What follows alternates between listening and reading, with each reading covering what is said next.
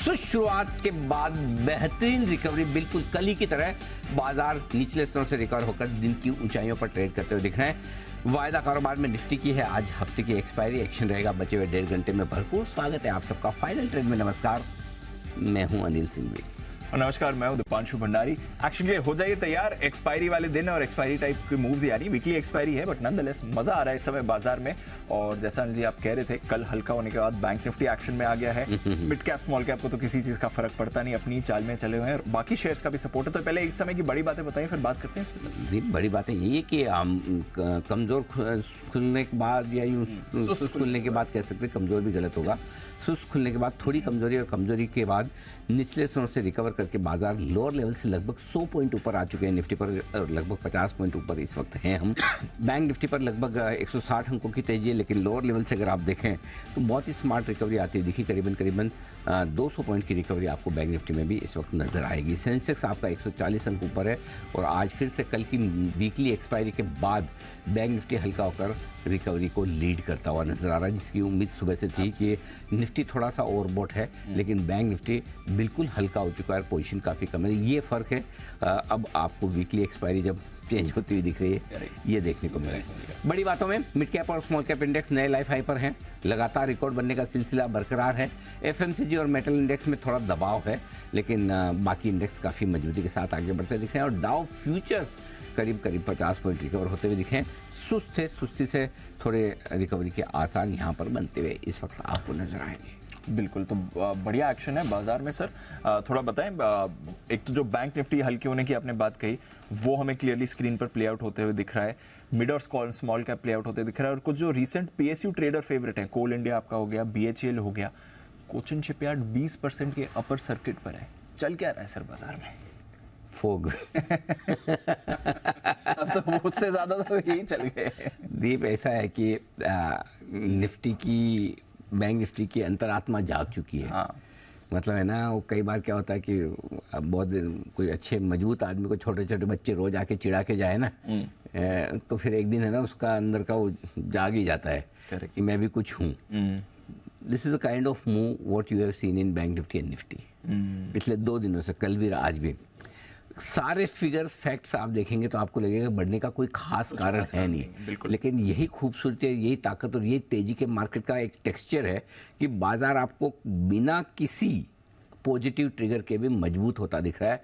और ये मजबूत होने की प्रोसेस में लगभग रोज सबको मौका दे रहा है। जो कमज़ोर ट्रेडर से निकल जाए, जो मजबूत ट्रेडर्स हैं जिनमें हिम्मत है, डायरेक्शन क्लियर है और जिनको भरोसा है, वो निचले स्तरों पर खरीदें और दिन के दौरान ही आपको मार्केट रिवॉर्ड करेगा। ये एग्जैक्ट ट्रेड बन रहा है। और पिछले 2 दिनों से अब निफ्टी और बैंक निफ्टी को ये लग रहा है कि मिड कैप नहीं, हमारे में भी दम है, हम भी चल सकते हैं। अब तक ऐतिहासिक तौर पर हम ही बाजार को चलाते आए हैं, ये तो ठीक है। पिछला अगस्त का महीना इनके नाम रहा, इन्होंने लीडरशिप रही, लेकिन सितंबर में हम पुरानी ग्लोरी की तरफ बढ़ रहे हैं। वापस आगे मोमेंटम। और इसके साथ साथ थोड़ा निफ्टी के साथ साथ बैंक निफ्टी में भी वो फील आ रहा है कि दोनों इंडेक्स में लीडरशिप हमेशा मेरी रही है, बढ़ने में भी और घटने में भी। तो क्यों ना वीकली एक्सपायरी मेरी कल हो चुकी, तो आज मुझे ही तेजी दिखानी चाहिए। तो आज बैंक निफ्टी वापस से मजबूत होता दिखा। तो बढ़िया ट्रेड है, बढ़िया ट्रेंड है, कोई डाउट नहीं है। लोअर लेवल से रिकवर भी कर रहे हैं, अच्छे लेवल के आसपास पहुंच भी रहे हैं, नो डाउट। मैं फिर से कहूँगा कि हायर रेंज को पार करने में थोड़ा टाइम लगेगा, लेकिन ये जो मूव है कल और आज का, ये इस मूव की सबसे बड़ी खासियत दीप एक ही है, और वो ये, जो लोग अपनी तेजी की पोजीशन को होल्ड करना चाहते हैं उनमें होल्ड करने को लेकर कॉन्फिडेंस आएगा। दूसरा, जो लोग छोटा सा लॉस देखकर निकल जाने में विश्वास रखते हैं, अरे भाग जाओ, निकल जाओ, कहीं बड़ा गिर गया तो, वो रुकेंगे बेचने से। और तीसरा, जो लोग बाय ऑन डिप्स की स्ट्रेटेजी पर विश्वास करते हैं और जिन्हें ये लगता है कि ट्रेडिंग रेंज के हायर एंड पर रिस्क है, कहीं वापस से घूम जाए, उनको भी एक कॉन्फिडेंस बढ़ता हुआ दिखेगा, नहीं बाय ऑन डिप्स की स्ट्रेटजी हमारी सही है, कोई चिंता की खास बात नहीं। तो ये 3 बड़ी चीज़ें मेरे ख्याल से आज लगातार 5वां ट्रेडिंग सेशन होना चाहिए, जहाँ तक मेरा अंदाजा है।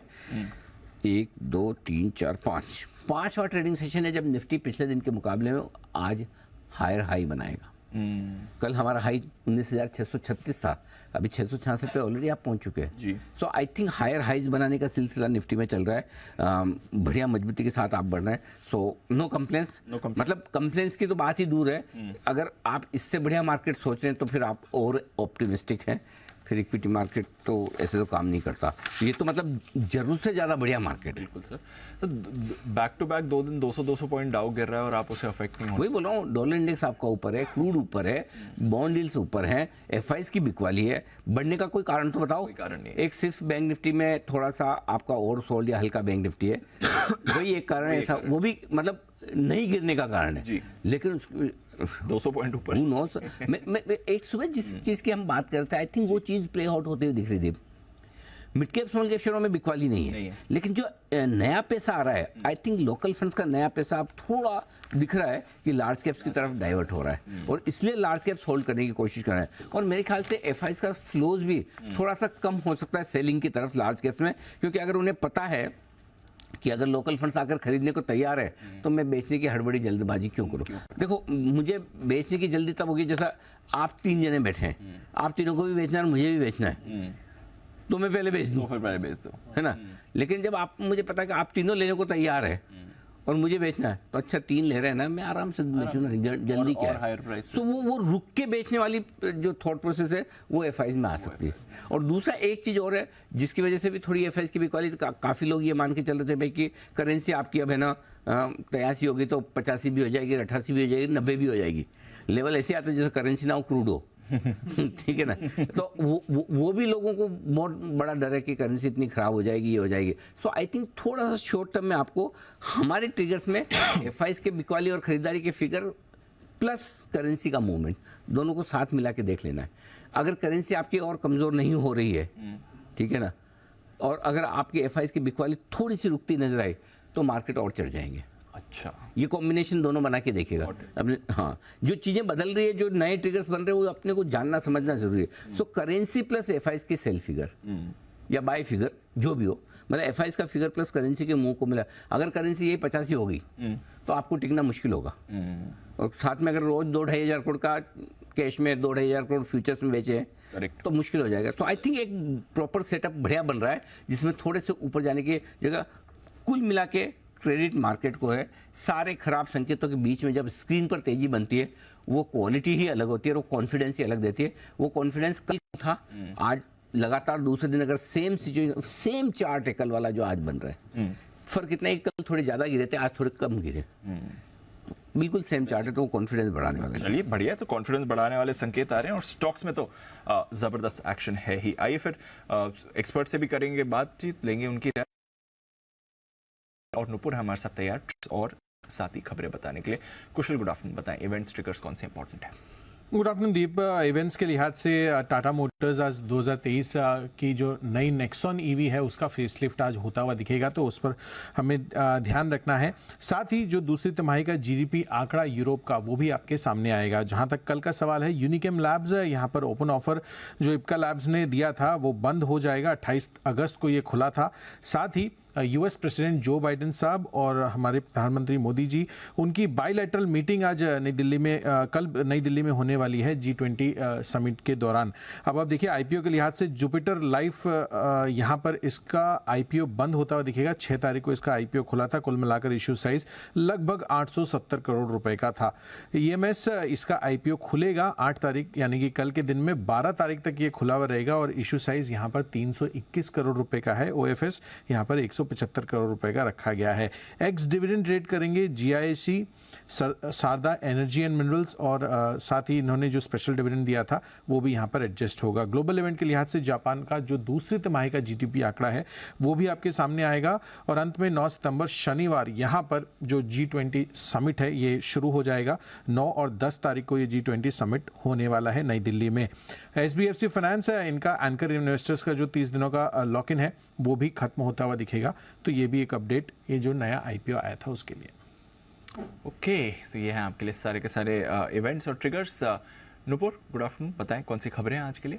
बिल्कुल, गुड आफ्टरनून। सबसे पहले आईपीओ अपडेट बताती हूँ। जुपिटर का जो आईपीओ आज इसका दूसरा दिन है, अभी तक करीबन 2 गुना बढ़ते हुए दिखा है। रिटेल में देखेंगे तो 1.25 गुना यहाँ पे सब्सक्रिप्शन आते हुए नजर आया है, और एनआई देखेंगे तो 3.25 गुना का सब्सक्रिप्शन अब तक हो चुका है इस आईपीओ में। साथ ही साथ ग्रैन्यूल्स आयोल केमिकल्स पे भी आपको रखनी है नज़र, क्योंकि अगस्त में पैरासीटामोल के एपीआई की जो कीमतें हैं वो बढ़ती हुई नजर आ रही है। ग्लोबल बाजार में पैरासीटामोल एपीआई की कीमतों में बढ़त हमने देखी है। यूएस में करीबन 22% है ये कीमतें बढ़ती हुई दिखी। सप्लाई चेन के चलते यहाँ पे प्राइस में बढ़त आती हुई नजर आई, तो ये स्टॉक्स भी आज फोकस में।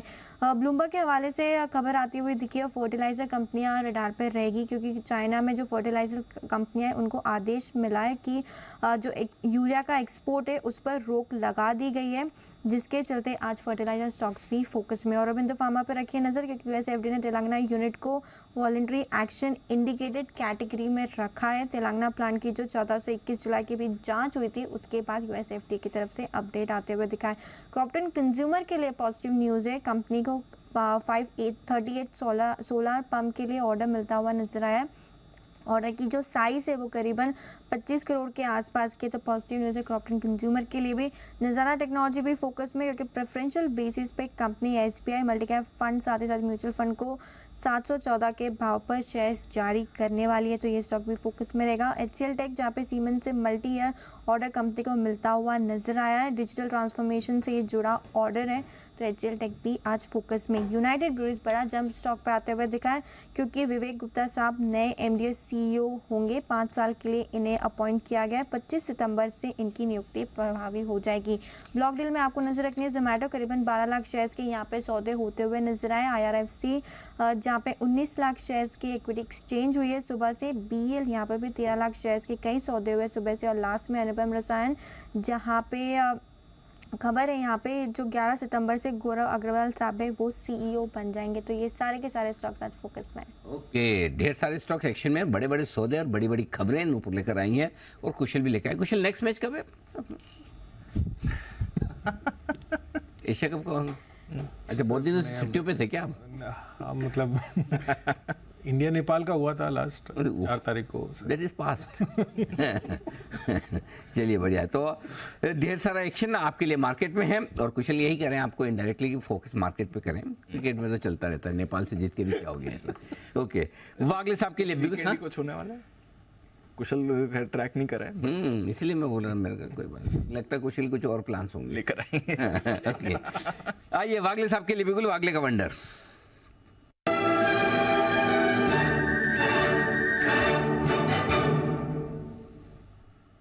बताएं sir. Anil ji good afternoon. Deepanshu good afternoon. Anil ji, सुबह आपने कुछ एक सवाल पूछा था जिसका किसी ने जवाब नहीं दिया, इसका जवाब मैं पहले देना चाहता हूँ। सुबह के शो में थे आप? मैं तो था। सर, अभी सुबह वाले दिन बात दूंगा, ऐसा कैसे? नहीं, ऐसे ही है। अच्छा, ऐसा ही है, ठीक है सर, ऐसा ही है तो दो। आपने पीएफसी और आरईसी के बारे में पूछा था। जी आपको याद है? जी बिल्कुल पूछा था। तो मेरे रडार पर सुबह नहीं आया था, लेकिन अभी आ रहा है। जो पैरामीटर्स है, वॉल्यूम है, जो भी हम ट्रैक करते हैं, तो आरईसी में मुझे मोमेंटम दिखता है। अभी 244.50, 245, 44.80 के आसपास है। मुझे लगता है ये 255, 257 के आसपास जाना चाहिए। मतलब मैं 243 क्रॉस करने के लिए वेट कर रहा था, सुबह से वो कर नहीं रहा था, फिर ये मोमेंटम पिछले 1 घंटे में आया है, तो यहाँ पर इसको बाय करके चले। आपका स्टॉप लॉस 241 का होना चाहिए और टारगेट 255 का, 1 से 2 दिन में भी 3 दिन। आज इसी में फिर से तेजी होती हुई दिख रही है, और आज सारे फिर से पावर स्टॉक्स मजबूत होते दिख रहे हैं। एनटीपीसी भी गजब के एक्शन में फिर से आता हुआ दिख रहा। आइए इसी एक्शन को बढ़ाते हैं आगे, और तैयार है सुमित जी बिल्कुल उनके लिए। सुमित का सुपर हिट।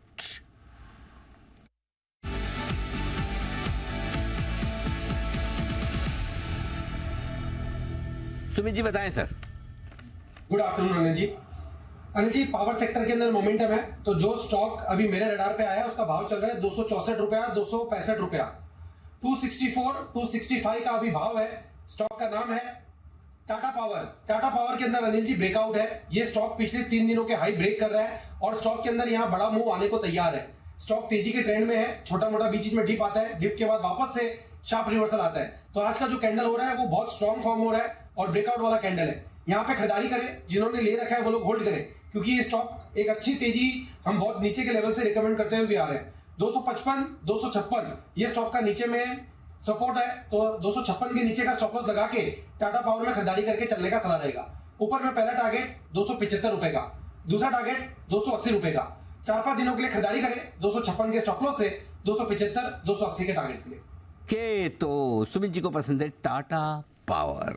आइए बढ़ते आगे, और दिल्ली वाले एक महानुभाव तो गायब हैं। कौन? कुणाल जी। अच्छा, हाँ। हाफ डे कुणाल जी सेलिब्रेट करने के लिए G20 की तैयारी में। ओह हाँ, अरे हाँ। G20 की तैयारी में ये तो गनीमत है कि हिमांशु जी आगे हैं। तो चलिए G20 की तैयारी क्या चल रही है, कितनी चल रही है, कैसे चल रही है, अगर आप भी ये जानना चाहते हैं तो चलिए आपको लिए चलते हैं हम नई दिल्ली, जहाँ पर हमारे संवाददाता विशाल पांडे हमारे साथ इस वक्त कार्यक्रम में हो रहे हैं शामिल, और विशाल से जानते हैं कि किस तरह की तैयारियां इस वक्त दिल्ली में चल रही है G20 की इस बड़ी बैठक को लेकर। विशाल बताएं। देखिए, G20 शिखर सम्मेलन के लिए भारत पूरी तरह से तैयार है, दिल्ली पूरी तरह से सज चुकी है, और धीरे धीरे कर जो विदेशी प्रतिनिधि मंडल है, राष्ट्राध्यक्ष हैं, उनके आने का सिलसिला भी शुरू हो चुका है। नाइजीरिया के राष्ट्रपति भारत पहुंच चुके हैं, और सबसे ज्यादा अराइवल कल यानी 8 सितंबर को होगा, जब अमेरिकी राष्ट्रपति जो बाइडन कल पहुंचेंगे, ब्रिटेन के प्रधानमंत्री को कल पहुंचना है, इसके अलावा जापान के प्रधानमंत्री भी कल ही पहुंचेंगे, ऑस्ट्रेलिया के प्रधानमंत्री भी कल ही भारत पहुंचेंगे। तो तैयारियां एयरपोर्ट से लेकर जिस जगह पर मैं खड़ा हूं, ये सरदार पटेल मार्ग है, यहां पर कई बड़े होटल हैं जहां पर तमाम प्रतिनिधियों को रुकना है, और भारत मंडपम तक जहां G20 शिखर सम्मेलन होगा वहां पर खास तैयारियां की गई हैं, क्योंकि G20 में 19 देश और एक यूनियन जो EU है, वो यूरोपियन यूनियन इसका सदस्य है, और साथ ही 9 देशों को गेस्ट कंट्रीज के तौर पर यहां आमंत्रित किया गया है। यानी 28 देश आपको यहां एक साथ एकजुट दिखाई देंगे, भारत समेत और यूरोपियन यूनियन समेत कई अन्य जो वर्ल्ड बैंक और अन्य संगठन है अंतरराष्ट्रीय, वो भी इस बैठक में शामिल होंगे। प्रधानमंत्री नरेंद्र मोदी इसकी अध्यक्षता करेंगे, और खास तौर पर जो अंतरराष्ट्रीय मुद्दे इन समय चल रहे हैं उन तमाम मुद्दों पर चर्चा होगी। जलवायु परिवर्तन से लेकर व्यापार और आर्थिक मुद्दों पर चर्चा होगी, क्योंकि ये अंतरराष्ट्रीय आर्थिक मंच है G20, और इस पर सबसे ज्यादा चर्चा होगी। लेकिन कई देश यूक्रेन के मुद्दे को भी यहां पर उठा सकते हैं, रूस के राष्ट्रपति नहीं आ रहे हैं, चीन के राष्ट्रपति नहीं आ रहे हैं, और ऐसी स्थिति में देखना यही होगा कि क्या कोई साझा डॉक्यूमेंट इस बैठक के बाद जारी हो सकता है या नहीं। लेकिन अगर हम भारत के पॉइंट ऑफ व्यू से बात करें तो भारत ने वसुधैव कुटुंबकम यानी पूरा विश्व एक परिवार है, इसी थीम पर पूरे साल भर लगभग 60 शहरों में G20 के अलग अलग कार्यक्रमों का आयोजन किया है, और भारत मंडपम में भी खास तैयारियां की गई हैं। एक कल्चर कॉरिडोर बनाया गया है जिसमें 29 देशों की जो सांस्कृतिक विरासत है उसको जगह दी गई है, और भारत ने इस कल्चर कॉरिडोर में पाणिनि अष्टाध्यायी, साथ ही वैदिक मंत्रोच्चारण, गंगा, हिमालय, कुंभ मेला, योग, और जो लिविंग रूट ब्रिज है मेघालय का, उसे जगह दी है। रॉयल बंगाल टाइगर को दिखाया है। तो भारत यहां पर अपनी सांस्कृतिक विरासत को, आध्यात्मिक विरासत को और अपने ऐतिहासिक महत्व को लगातार दुनिया को दिखाएगा। और खास बात यह है कि जो देश इसमें शामिल हो रहे हैं उन्होंने भी अपने देश की कुछ ना कुछ सांस्कृतिक कृतियां, सांस्कृतिक खूबियां भारत को भेजी हैं, ताकि इस G20 के कल्चर कॉरिडोर में उन्हें देखा जा सके। दूसरी बड़ी बात, अब अगर हम कूटनीति के पहलू से देखें, जो बाइडन कल जब भारत पहुंचेंगे तो अमेरिका के वो 8वें राष्ट्रपति होंगे जो भारत का दौरा करेंगे, और प्रधानमंत्री नरेंद्र मोदी के साथ कल ही उनकी द्विपक्षीय मुलाकात होनी है। भारत और अमेरिका के बीच में संबंध और दोस्ती जो है वो और ज्यादा मजबूत होती हुई दिखाई दे रही है। इस मुलाकात के दौरान जब मोदी और बाइडन मिलेंगे तो दोनों देशों के बीच जो कूटनीतिक संबंध हैं, द्विपक्षीय मुद्दे हैं, उन तमाम चीजों पर चर्चा होगी। खासतौर पर रक्षा और सहयोग की बात अगर हम करें, सुरक्षा के क्षेत्र में उस पर चर्चा होगी। इंडो पैसिफिक क्षेत्र को लेकर चर्चा हो सकती है, साइबर सिक्योरिटी, साइबर सेक्टर और अंतरिक्ष के क्षेत्र में, क्योंकि भारत का चंद्रयान 3 जिस तरह से सफल हुआ है, इसरो की सराहना तमाम देश कर चुके हैं, तो अंतरिक्ष सेक्टर में भी दोनों देश के नेताओं के बीच चर्चा होगी। यह मुलाकात काफी अहम इसलिए मानी जा रही है क्योंकि बाइडन का यह पहला भारत दौरा होगा। Okay, interesting. तो ये पहला भारत दौरा है बाइडन साहब का, और बड़ा इंटरेस्टिंग। और उनके अलावा बाकी बड़े राज्याध्यक्ष तो आ ही रहे हैं, और उसके लिए पूरी तैयारियां। धन्यवाद आपका ये पूरी जानकारी देने के लिए। हम आपसे फिर से समय समय पर संपर्क करके और अपडेट्स इस बड़ी बैठक के बारे में ज़रूर लेंगे। चलिए फिलहाल बढ़ते आगे, और हिमांशु जी तैयार हैं। हिमांशु जी के लिए एक बिगुल, हिटमैन हिमांशु।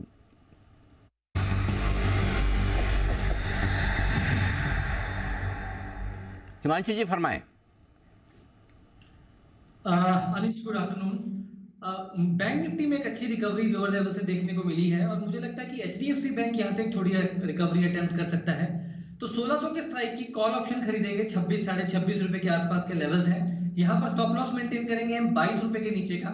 और अपसाइड में पहला जो टारगेट रहेगा वो रहेगा लगभग 34 रुपए का और दूसरा टारगेट रहेगा 40 रुपए का। एचडीएफसी बैंक की स्लाइटली इन द मनी की कॉल ऑप्शन एनालिसिस की खरीदारी करके चलने की सलाह है। एक अच्छा बेस बनता हुआ नजर आ रहा है और एक प्रीवियस जो स्विंग हाइस थे वो ये स्टॉक निकाल रहा है। मुझे लगता है 1620 1625 रुपए तक का मूव एचडीएफसी बैंक में आता हुआ नजर आ सकता है। एचडीएफसी बैंक पर रखिए नजर, यहां पर एक अच्छी मूव आ रही है। डेज हाई पर फिलहाल ट्रेड करते दिख रहा है। कल के एक सुस्त बैंक निफ्टी में भी इसने होल्ड आउट किया था, अब ये थोड़ा चुस्ती में आपको आते हुए दिख रहा है। आइए मेहुल कोठारी साहब के पास भी चलते हैं और लेते हैं उनकी कॉल बीटीएस डबल टी।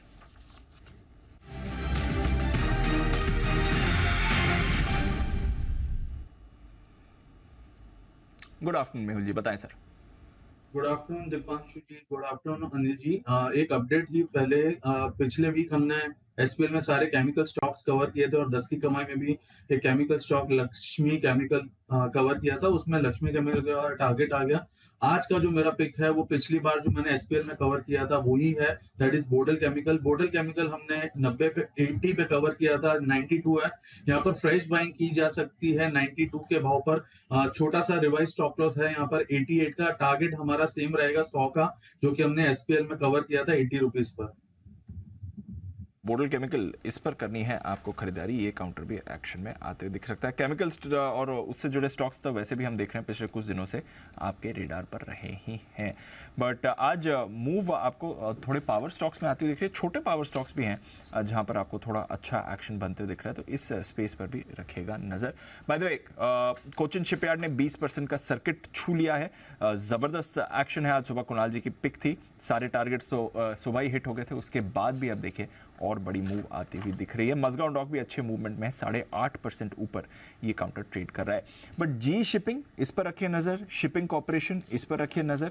ये काउंटर्स भी हैं जो आपको बढ़िया तेजी में आते हुए दिख रहे हैं। एक बार जैन साहब से बात की जाए। जैन साहब, ये शिपयार्ड स्टॉक्स तो काफी समय से तेजी में और रोज ही परफॉर्म कर रहे हैं, इनकी तो कई बार चर्चा हो गई, बट शिपिंग स्टॉक्स में भी एक्शन चल रहा है और बढ़िया वाला चल रहा है। सर, यहाँ पे क्या व्यू है आपका? नहीं, बिल्कुल देखिए, जी शिपिंग के बारे में कुछ दिन पहले बात भी हुई थी और कोचिन शिपयार्ड ने तो एक्स्ट्राऑर्डिनरी किया। सारे ये स्टॉक्स ही बढ़िया कर रहे हैं और मेरे हिसाब से जी शिपिंग में अभी एक मूव स्टार्ट हुआ है, तो बिल्कुल मेरे हिसाब से बने रहें। और मुझे फंडामेंटली अच्छा लगता है, अभी भी वैल्यूएशन वाइज बहुत सस्ता लगता है। सबसे बढ़िया बात, हालांकि नीचे के लेवल से बहुत बड़ी तेजी आ गई और नीचे के लेवल से रेकमेंड भी करते आ रहे हैं। बीच में shipping stocks were not doing well, but अब देखिए इनके भले ही डेट 100 बुक्स में है, बट ओवरऑल जो प्रॉफिट्स आ रहे हैं और जो बीच में जो फ्रेट को लेकर और ये सब को लेकर जो हुआ था, तो मुझे लगता है कि जी शिपिंग हैज स्टार्टेड मूविंग। तो जिन्होंने लिया हुआ है बिल्कुल होल्ड करें और अच्छी डिविडेंड यील्ड, अच्छे वैल्यूएशन, सस्ते वैल्यूएशंस पे अभी भी। और कोचिन शिपयार्ड तो 20% सर्किट पे है और भी सारे डिफेंस वाले जो कंपनियां ये भी जबरदस्त कर रही है, तो आई फील की होल्ड है। है आपके लिए राय, होल्ड करिए, कोई परेशानी नहीं है यहाँ पर, बट बड़े वाले ब्रेकआउट्स इस स्पेस में आपको आते हुए दिखें। कैश स्टॉक्स में रखिए नज़र, ज़बरदस्त एक्शन यहाँ पर बनते हुए दिख रहा है। बट एक काउंटर जहाँ पर अच्छी मूव आ रही है वो आपके लिए है यूनाइटेड ब्रूरीज, इस पर भी करें फोकस। कल सुबह मुझे याद है Sumit ji, pick of the day में यूनाइटेड ब्रूरीज की बात करी थी 1600-1625 के टारगेट के लिए। कल भी बजिंग था, आज बड़ा वाला मूव आते हुए दिखा, 1655 पर आ गया यूनाइटेड ब्रूरीज। जरा अपडेट दे सर, क्या करना है इस कॉल में? बिल्कुल दीपांशु, कल इसका बाय का कॉल दिया था और एक वन वे मूव हमको देखने को मिल रहा है। ट्रेलिंग स्टॉप लॉस लगा के होल्ड करें, स्टॉक में अभी और ऊपर का मूव देखने को मिलेगा। 1690 1700 ये लेवल यूबीएल में ऊपर में अभी और देखने को मिल सकते हैं, तो ट्रेलिंग स्टॉप लॉस लगाए 1625 1630 के आसपास का ट्रेलिंग स्टॉप लॉस लगा के पोजीशंस होल्ड करें। यहां से ऊपर का मूव अभी और देखने को मिल सकता है। और एक बिगुल भी दीपांशु जी के लिए सुमित का सुपर हिट।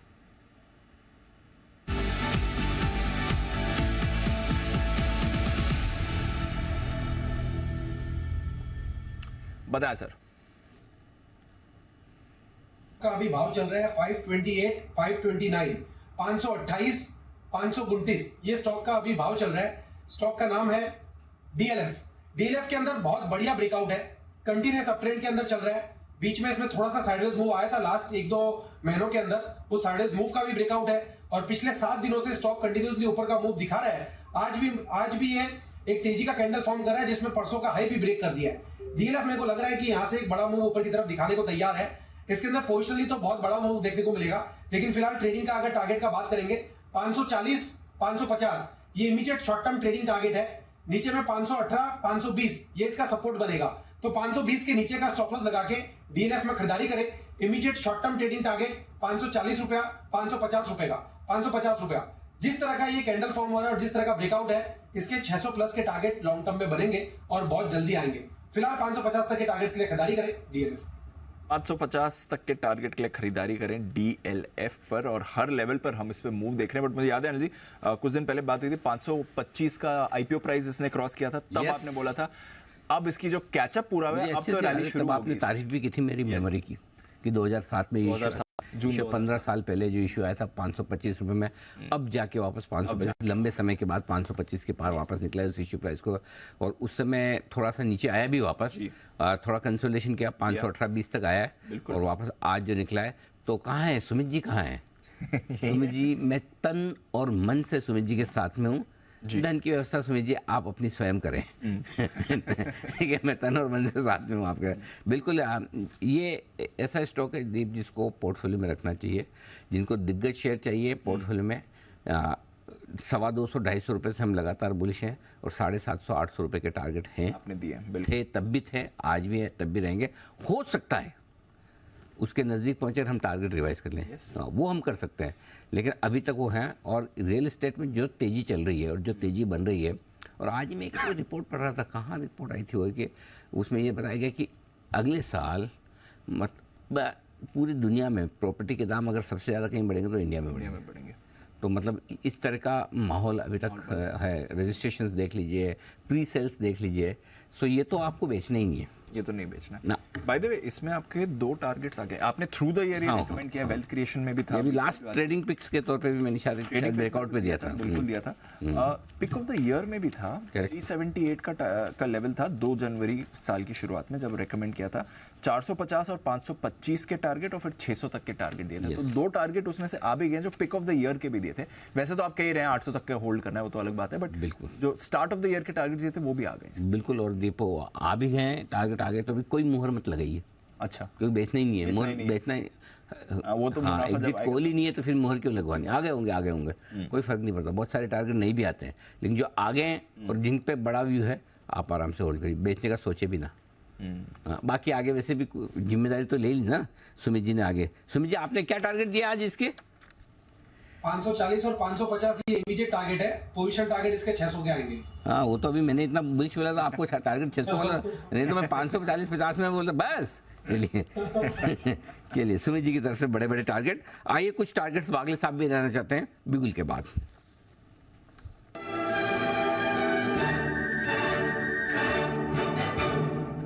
जी वागले साहब फरमाएं।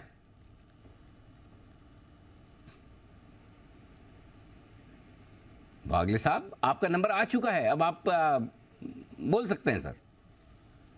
ओह, लगता है थोड़ा वक्त लगाएंगे वागले साहब बोलने में। चलिए कोई बात नहीं, तो थोड़ा हम करेंगे इंतजार वागले साहब के लिए। चलिए ठीक है, थोड़ी देर में सेठी साहब भी जुड़ने वाले हैं और फिर अनिल जी से स्ट्रैटेजी भी लेनी है। डेटा क्या कह रहा है? अरे बहुत जोरदार डेटा बन रहा है। अच्छा, हाँ, अरे मजा, मतलब आपको आज मैं ऐसी चीजें बताऊंगा जो आपने कभी देखी और सुनी नहीं है। क्या बात कर रहे हैं? हाँ, सुनी भी नहीं, देखी भी नहीं। इंतजार है सर, फिर तो स्ट्रैटेजी आपसे जाननी है। आज मैं आपको एक ऐतिहासिक चीज बताने वाला हूँ। ऐतिहासिक चीज? ऐतिहासिक स्ट्रैटेजी में लाइफ में आप पहली बार कहीं भी, मतलब अच्छा, ये थोड़ी मैं पहले बताऊंगा, लेकिन लाइफ में आपने आज से पहले कभी नहीं देखी हो। ये सीखना है। चलिए ऐसा, चलो बता, एक डेटा ऐसा बताऊंगा। डेटा ऐसा बताएंगे, ठीक है, हिंट आ गया आपके लिए।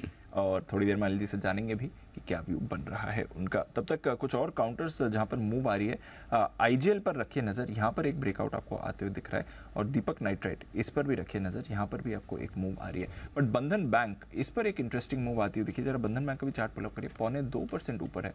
थोड़ा मिड कैप बैंक्स पर रखिए नज़र, अब यहाँ पर एक्शन आ रहा है। थोड़ी देर पहले एक स्पाइक भी बनती है। हाँ, क्या बात है, वेरी नाइस, बढ़िया चला है, एकदम जोर से भागा है निचले स्तरों से। भले आपको परसेंटेज 1.5% दिख रहा है ऊपर, लेकिन नीचे से तेज दौड़ लगाता हुआ दिख रहा है। आइए नीचे से ऊपर चढ़ने की जो प्रोसेस है उसका सबसे ज़्यादा आनंद आता है गोविंदा के दिन, अरे हाँ, कृष्ण जन्माष्टमी, बिल्कुल। जब आप देखते हैं कि किस तरह से सारे भक्तों की टोलियां पूरी मुंबई में दही हांडी के लिए तैयार होती, तो आइए आपको एक लाइव लोकेशन पर लिए चलते हैं। और ये जो लोकेशन आप इस वक्त देख रहे हैं, हम आपको ले चलते हैं वर्ली के जाम्बूरी मैदान में।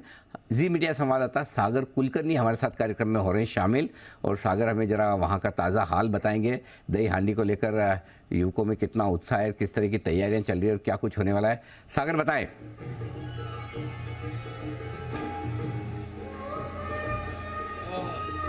अभी आप जाम्बोरी मैदान के यहाँ पे आप देख सकते हैं कि पीछे बारिश शुरू हो रही है और इसी माहौल में कई गोविंदा पथक यहाँ पे आ रहे हैं। परिवर्तन दही हांडी की ओर से यहाँ पे आयोजन किया गया है।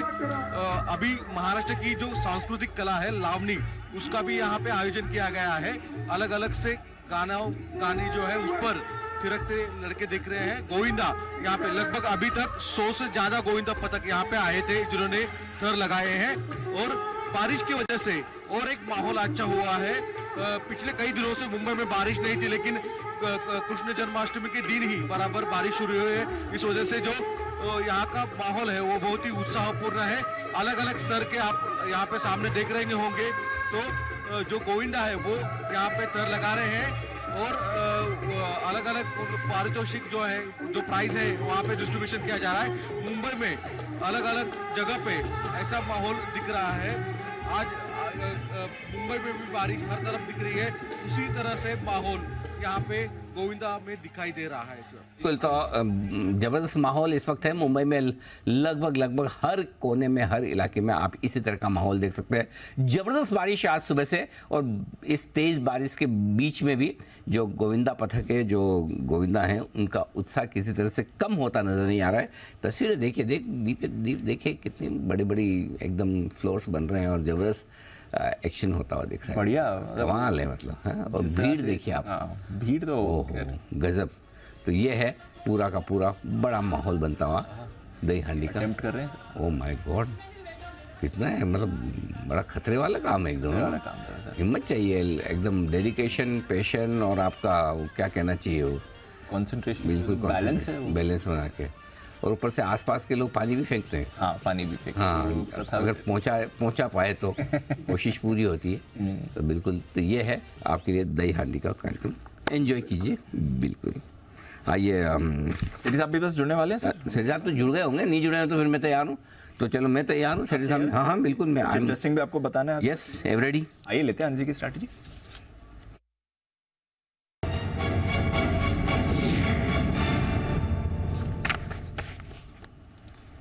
सर यूएस में आज कुछ इंटरेस्टिंग होने वाला है, क्योंकि डाउ फ्यूचर्स आपके फ्लैट हैं, नैस्डैक फ्यूचर्स आपके 100 पॉइंट नीचे हैं। तो ये जो बॉन्ड यील्ड ऊपर गई है इनकी, और रेट्स की बात हो रही है, आई थिंक आज नैस्डैक पर उसका इंपैक्ट आएगा। डाउ ऑलरेडी आई थिंक 2 दिन में रिएक्ट कर चुका है। तो डाउ फ्यूचर्स फ्लैट है, S&P फ्यूचर्स 1.5% नीचे, बट नैस्डैक फ्यूचर्स में एक बड़ी गिरावट आपको आती हुई दिख रही है। एशिया पूरा कमजोर था, 1 से 1.5% की वीकनेस अक्रॉस एशिया देखी थी। यूरोप ठीक ठाक है, थोड़ा होल्ड आउट ही कर रहा है। यूरोप में इस समय परेशानी नहीं है। बताएं सर, हमें क्या करना है? हम तो खैर बढ़िया मूड में हैं, और जो आपने डेटा देखा है वो भी बताएं सर।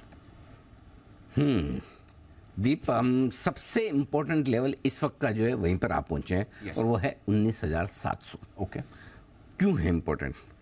पहली चीज़ तो बता दूं कि सपोर्ट का है निफ्टी के लिए। 19,600 पर बड़ा सपोर्ट अब बन चुका है। 19,600 के पुट पर जो ओपन इंटरेस्ट बना हुआ है हाईएस्ट, वो आपने ज़िंदगी में ना कभी देखा है ना कभी सुना है। क्या बात कर रहे हैं? पहले आपको ये पता है कि आज कौन सी एक्सपायरी है? वीकली। किसकी? निफ्टी की। अब तो बैंक निफ्टी की वीकली। हाँ। कौन सा वीकली? वो भी पहला है कि दूसरा वीक है? ये पहला वीक। पहले वीक में वैसे भी पोजीशन कम बनती है, तो ज़्यादा बननी नहीं चाहिए आमतौर पर। अच्छा, आप सीरीज की बात। हाँ, पहले सीरीज का पहले। हाँ, राइट। और निफ्टी की वीकली, तो वीकली एक्सपायरी जनरली तो ऐसा नंबर जो आपने पहले कभी देखा नहीं, सुना नहीं, फर्स्ट टाइम एवर किसी एक स्ट्राइक प्राइस पर, पुट या कॉल दोनों छोड़ दो, हाईएस्ट ओपन इंटरेस्ट किसी एक स्ट्राइक प्राइस पर जो अब तक मैंने देखा है जब से ऑप्शन की शुरुआत हुई। 2-2.5 करोड़ की बात होगी। 3 करोड़ के आसपास एक आध बार बोले। इस वक्त 19,600 के पुट ऑप्शन पर 5 करोड़ 78 लाख शेयर खड़े हैं। पौने 6 करोड़ शेयर ओपन इंटरेस्ट में, जिसमें से 4 करोड़ 93 लाख, यानी कि लगभग 5 करोड़ शेयर आज ही जुड़े हैं। ये सोचो, ये सारे खिलाड़ी हैं ये मतलब 5 करोड़ पुट ऑप्शन आज 19,600 के पुट पे जुड़ा है। इतना बड़ा सर। अभी का ये ओपन इंटरेस्ट है, थोड़ी देर पहले का, मैंने 2 बजे के आसपास डेटा लिए, थोड़े बहुत बदल सकते हैं। ये हालत है, 6 करोड़ शेयरों का ओपन इंटरेस्ट। मुझे लगता है कि कोई बड़ी बात नहीं कि इसी सीरीज में कोई 10 करोड़ का शेयरों का ओपन इंटरेस्ट एक ही दिन में हमें किसी दिन दिख जाए। 6 करोड़ तो हो ही गया। सोचो 5 करोड़ 78 लाख। चल क्या रहा है ये? चल ये रहा है कि जितने लोगों की कल बैंक निफ्टी की पोजीशन खाली हुई और इनका मार्जिन खाली हुआ, वो आज यहाँ काम आ रहा है। आज यहाँ काम आ रहा है, देख लो, ये कमाल है, वॉल्यूम बढ़ रहा है फर्स्ट टाइम। हाँ बिल्कुल, सबको मजे हैं, एक्सचेंजेस को मजे हैं, ब्रोकर्स को मजे हैं, ट्रेडर्स को मजे हैं, पैसा फ्री हो गया। पोजीशंस आप देख लो, आपके सामने है। मंगलवार को फिन निफ्टी, बुधवार को बैंक निफ्टी, गुरुवार को निफ्टी, अब सब में ऐसे ही होगा। ठीक है, तो 19,600, 19,700 के कॉल ऑप्शन पर हाईएस्ट ओपन इंटरेस्ट है निफ्टी में 3.5 करोड़ शेयर का, 3 करोड़ 56 लाख शेयर, वो आप पार कर रहे हैं। ये फंस गए बिल्कुल। 1 करोड़ 65 लाख शेयर 19,600 के पुट कॉल में, 2 करोड़ 62 लाख शेयर 19,650 के कॉल पर, 3 करोड़ 56 लाख शेयर, 3 और 2 5 और 6 8 करोड़ शेयर। जैसे अगर 3 बजे के पहले आप 19,700 को पार करके निकल जाते हैं, टिक जाते हैं, जो कि पूरी संभावना दिख रही है, तो आपके लिए करीबन 8 करोड़ शेयर कॉल राइटर्स ऐसे जो रिस्क पे हैं। और ये अगर शॉर्ट कवरिंग के लिए आएंगे तो आज ट्रेडिंग रेंज का जो अल्टीमेट हायर लेवल है, जो लेवल आपने अगस्त महीने के हाई के तौर पर देखा है, एक बार फिर से आपकी जानकारी के लिए बता दूं, अगस्त के महीने में 1 अगस्त को आपने 19,795 का हाई बनाया था। वो आपका अगला टारगेट है इंट्राडे के लिए, हो गया क्रॉस 19,750, 795 700 पे आ गए, 795, तो है ना, तो 100 पॉइंट की जगह है। 19,733 1 अगस्त की हाईएस्ट क्लोजिंग अगस्त के महीने की, उसके वहाँ से अपने करेक्शन देखा था। सो 725 से 800 के रेंज में कहीं न कहीं ये बाजार पहुँचने की तैयारी कर रहा है। आज करे कल करे जो भी है, लेकिन ये सुबह आपने बैंक निफ्टी में ताकत देखी थी, अब निफ्टी में शॉर्ट कवरिंग पकड़ ली, पूरी शॉर्ट कवरिंग पकड़ के पूरा का पूरा ये ऊपर बढ़ता हुआ दिख रहा है। ये कमाल है डेटा का, जबरदस्त। ऐसे डेटा पहली बार देखे, पहली बार एकदम पहली बार गजब के डेटा बन रहे हैं और जबरदस्त शॉर्ट कवरिंग। बैंक निफ्टी का जहां तक सवाल है, 44,500 मेक और ब्रेक लेवल था, 37 लाख शेयर ओपन इंटरेस्ट में पुट में हाईएस्ट, 35 लाख शेयर कॉल्स में हाईएस्ट, और वहां से 250 पॉइंट ऊपर है, 250 पॉइंट। तो इंट्राडे के लिए आपका 44,700 का स्टॉप लॉस ट्रिगर हो चुका है। कृपया करके काट लें, नहीं तो आप कट जाएंगे। करेक्ट। हाँ, और क्लोजिंग पे भी 44,700 जरूर स्टॉप लॉस रखें। और फिर भी अगर आपके बहुत ऊपर के लेवल की शॉर्ट है, आप चाहते हैं थोड़ा एक दिन और, तो फिर 45,000, उसके बाद बिल्कुल भी नहीं, क्योंकि अगस्त के महीने में आपने 44,900, अगस्त के महीने में तो नहीं बोलूँगा, लेकिन 44,950 के आसपास का हाई आपने पिछले रनअप में बनाया था। वहाँ से आप वापस करेक्ट होकर 44,200 तक आए, तो 45,000 अब अगर आपको और इंतज़ार करना है 250 पॉइंट, तो अलग बात है, मेरे हिसाब से तो काट लेना चाहिए, क्योंकि जिस ताकत से ऊपर आ रहा है मार्केट, शॉर्ट कवरिंग जबरदस्त होते। तो निफ्टी बैंक निफ्टी दोनों ही बड़े बुलिश मोड में हैं, बहुत ही बुलिश मोड में सर। ये अभी इनमें वही मिड कैप वालों की भावना आ रही है एकदम कि यही चल सकते कि हम नहीं चल सकते वैसा हाल। अब हम चलेंगे, यस, अब हमारी बारी है। चलिए, ये हो रहा है आपके लिए इंडेक्स का पूरा एक्शन और डेटा रीडिंग अनिल जी की तरफ से। आइए, सेठी साहब भी हमारे साथ जुड़ चुके हैं, करते हैं उनका स्वागत। सदाबहार सेठी साहब की शॉर्ट टर्म पिक्स।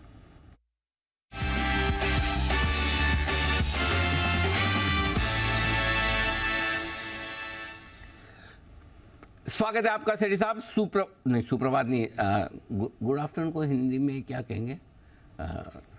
दोपहर, प्रभात। तो सेठी साहब आप बताओ, आपको क्या बोले? शुभ दोपहर या गुड आफ्टरनून ही ठीक है अनिल जी। नहीं, शुभ दोपहर। जी, हाँ बताएं सर, कौन सा, क्या दोनों कैश स्टॉक? हाँ बिल्कुल Anil ji, good afternoon Anil ji, good afternoon Deepanshu. दोनों स्टॉक्स कैश मार्केट के जिनमें खरीदारी करने की सलाह है। और कैश मार्केट में आज तो खैर निफ्टी ने भी पार्टिसिपेट किया, बट कैश मार्केट के शेयर्स में जबरदस्त धूम है। कल अनिल जी एक मैंने काबरा एक्सट्रूशन रिकमेंड किया था 447 के लेवल्स पे, 475 के शॉर्ट टर्म टारगेट थे। अभी स्टॉक का भाव है 492, 497 के आज हाइस करें, तो एक बहुत अच्छी बढ़त हुई है उस स्टॉक में। और अनिल जी आज के जो 2 स्टॉक है, जिनमें पहला स्टॉक है अनिल जी एक मेटल स्टॉक है, छोटी कंपनी है मेटल स्पेस से, स्टॉक का नाम है सनफ्लैग आयरन एंड स्टील, जो अभी 204 रुपए के लेवल्स पे ट्रेड करता है। आज वैसे भी स्टील स्टॉक्स फोकस में है। पहले इस स्टॉक के शॉर्ट टर्म टारगेट और स्टॉप लॉस देता हूँ। शॉर्ट टर्म टारगेट है इसके 225 के और स्टॉप लॉस रखना है 200 रुपए का। आज स्टील स्टॉक्स फोकस में ऐसे माना जा रहा है कि स्टील के प्राइजेस सितंबर के महीने में बढ़ाए हैं स्टील कंपनीज ने, तो उसका एक फायदा सभी स्टील स्टॉक्स में देखने को मिल रहा है। टाटा स्टील, जेएसडब्ल्यू स्टील भी अच्छा कर रहे हैं।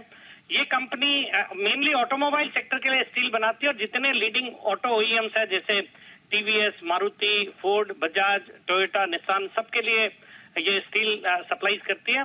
एक कैप्टिव पावर प्लांट है इनके पास 32 मेगावाट का, और हाल ही में कंपनी ने फुरे किया है सुपर अलॉय स्टील वाले सेगमेंट में। जैसे मिधानी बनाती है वैसे ही ये भी बनाने जा रहे हैं, और इसके जरिए ये रेलवेज और डिफेंस सेक्टर को कैटर करेंगे, फिर super critical power plant, nuclear reactors, इनको कैटर करेंगे। तो इनके मार्जिन्स में भी काफी अच्छा सुधार देखने को मिलेगा। कंपनी का एक टेक्निकल कोलैबोरेशन है जापान की लीडिंग स्टील कंपनी डाइडो स्टील के साथ, और डाइडो स्टील इस कंपनी में 10% हिस्सेदारी रखती है। और अनिल जी, इसके अलावा भी अगर एक वैल्यूएशन के लिहाज से स्टॉक में एक ट्रिगर है इन द सेंस कि इनको हाल ही में एक आर्बिट्रेशन अवार्ड इनके फेवर में आया है जिसमें 900 करोड़ रुपए इनको मिलने थे लॉयड्स मेटल्स एंड एनर्जी, जो एक और लिस्टेड कंपनी है, उनसे।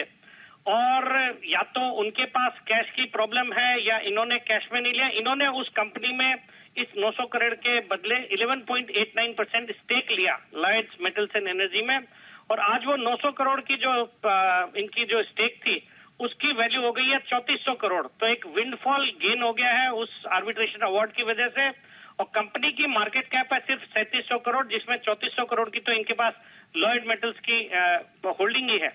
बाकी फंडामेंटल्स अच्छे हैं। प्राइस टू बुक वैल्यू के हिसाब से देखेंगे तो 1.1 टाइम्स ट्रेड करता है, और प्रोमोटर्स की 51% हिस्सेदारी है, और डाइडो स्टील जापान 10% स्टेक ओन करती है, और कई सारे मार्की इन्वेस्टर्स भी इसमें इन्वेस्टेड है। तो खरीदारी करने की सलाह for a target of 225, stop loss of 200। Okay, तो सनफ्लैग आयन इस पर करनी है खरीदारी, 225 का होगा आपके लिए टारगेट। सेठ साहब दूसरी पिक बताएं सर। दूसरा स्टॉक है दीपांशु, आज का एक फार्मा स्टॉक है, छोटी साइज की फार्मा कंपनी है एफडीसी। ये स्टॉक अभी 396 के लेवल्स पे ट्रेड करता है। शॉर्ट टर्म टारगेट है 425, स्टॉप लॉस रखना है 385 का। एक mid sized integrated pharma company है जो कि मेनली स्पेशलाइज करती है फॉर्मुलेशंस में, और ये one of the world's largest manufacturer है ओरल रिहाइड्रेशन सॉल्ट्स की, और इस कंपनी को इसके ब्रांड के हिसाब से हम पहचानेंगे। इलेक्ट्रॉल जो पाउडर है, जो काफी पॉपुलर एक प्रोडक्ट है, अपनी कैटेगरी में 72% का मार्केट शेयर है, वो यही कंपनी बनाती है। फिर जिफी करके इनका एक और ब्रांड है, वो 24% मार्केट शेयर है अपने सेगमेंट में। तो इस तरह की दमदार कंपनी है। बाकी gastro, intestinal, ophthalmic, anti infective, इन तरह के सेगमेंट में ऑपरेट करती है। 50 से ज्यादा देशों में एक्सपोर्ट्स है। फंडामेंटल्स बहुत ही अच्छे हैं। जून तिमाही भी बहुत अच्छी थी, 109 करोड़ का पैट रिपोर्ट किया, जो पिछले साल 70 करोड़ का पैट था। स्ट्रॉन्ग आरओईज है, strong return on capital employed है, एक जीरो डेट कंपनी है, और एफआईज डीआईज भी अराउंड 11% हिस्सेदारी रखते हैं, जिसमें निपॉन है, आईसीआईसीआई प्रू है। और वैल्यूएशन के लिहाज से with in the pharma sector एक सस्ते वैल्यूएशन पे ट्रेड करने वाला स्टॉक है, और बाकी फार्मा सेक्टर भी आजकल वापस से फोकस में है। मुझे लगता है ये स्टॉक भी अच्छा करेगा। खरीदारी करने की सलाह for a target of 425, stop loss of 385।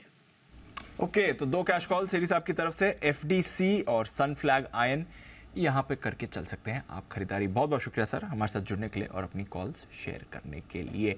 Power make, इस पर भी रखिए नज़र। इन्हें एक ऑर्डर मिला है, इनफैक्ट दो ऑर्डर मिले हैं वेदांता की तरफ से, करीब 396 करोड़ का इन्हें ऑर्डर मिलते हुए दिखा है। इस पर करें फोकस। और आई थिंक एक और भी ऑर्डर इन्हें मिला है, 625 करोड़ के दो ऑर्डर मिले हैं, जिसमें से वेदांता का करीब 396 करोड़ का ऑर्डर है। आई थिंक 229 करोड़ का एक और सेपरेट ऑर्डर भी इन्हें मिलते हुए दिखा है हिंदुस्तान जिंक की तरफ से। तो सेम ही मान लीजिए एक तरह से हिंदुस्तान जिंक वेदांता, बट दो सेपरेट ऑर्डर्स मिले हैं। टोटल क्वांटम 625 करोड़ का, और स्टॉक भी थोड़ा एक्शन में आते हुए दिख रहा है। जैन साहब, कोई व्यू है सर पावर मेक पर? दो बड़े ऑर्डर्स मिलते हुए दिख रहे हैं कंपनी को। बिल्कुल, इस सेक्टर पे तो मैं वैसे ही बहुत बुलिश हूँ। मतलब ईपीसी वाला सेगमेंट बोल लीजिए, और गजब का कर रही है कंपनी भी काम, और स्टॉक को कवर भी किया और बहुत निचले लेवल्स पे कवर किया, और वहां से तो एक्स्ट्राऑर्डिनरी मूव दे चुका। बट अब यही है कि फ्रेश खरीदारी की राय तो नहीं देंगे एक बार, या अगर करते भी है तो स्टैगर्ड वे में बाइंग करें। मुझे ऐसा लगता है कि जो रिजल्ट्स आए हैं, इनफैक्ट अगर आप टीटीएम बेसिस पे देखें तो हाईएस्ट एवर प्रॉफिट्स पे कंपनी बैठी हुई है। क्वार्टरली रिजल्ट्स बहुत बढ़िया आ रहे हैं, ये सेक्टर बहुत बढ़िया है, और ये जो ऑर्डर्स इनफ्लो है ये भी बहुत पॉजिटिव न्यूज है। तो बिल्कुल एक बार जिनको लेना है वो थोड़ा सा स्टैगर्ड वे में नीचे आने पे खरीदें। But overall I am bullish on the stock, और I am bullish on the sector also. ये ईपीसी वाले और जिस तरीके का सरकार का फोकस और जो एक्सपेंडिचर हो रहा है और जो ऑर्डर फ्लोज है इस पूरे सेगमेंट में, वो एक्स्ट्राऑर्डिनरी है। तो मुझे लगता है कि ये स्टॉक अच्छा करेगा। और ऊपर के लेवल्स, ये ऊपर से थोड़ा करेक्ट भी हुआ होता, रिसेंटली 5000 के लेवल्स भी दिखाया है, तो वहां तक ये स्टॉक जाने की पूरी कोशिश करेगा। तो ये है आपके लिए पावर मैक, इस पर रखिएगा नजर, ऑर्डर विन के दम पर एक्शन में आ रहा है। आइए हिमांशु जी के लिए भी एक बिगुल, हिटमैन हिमांशु।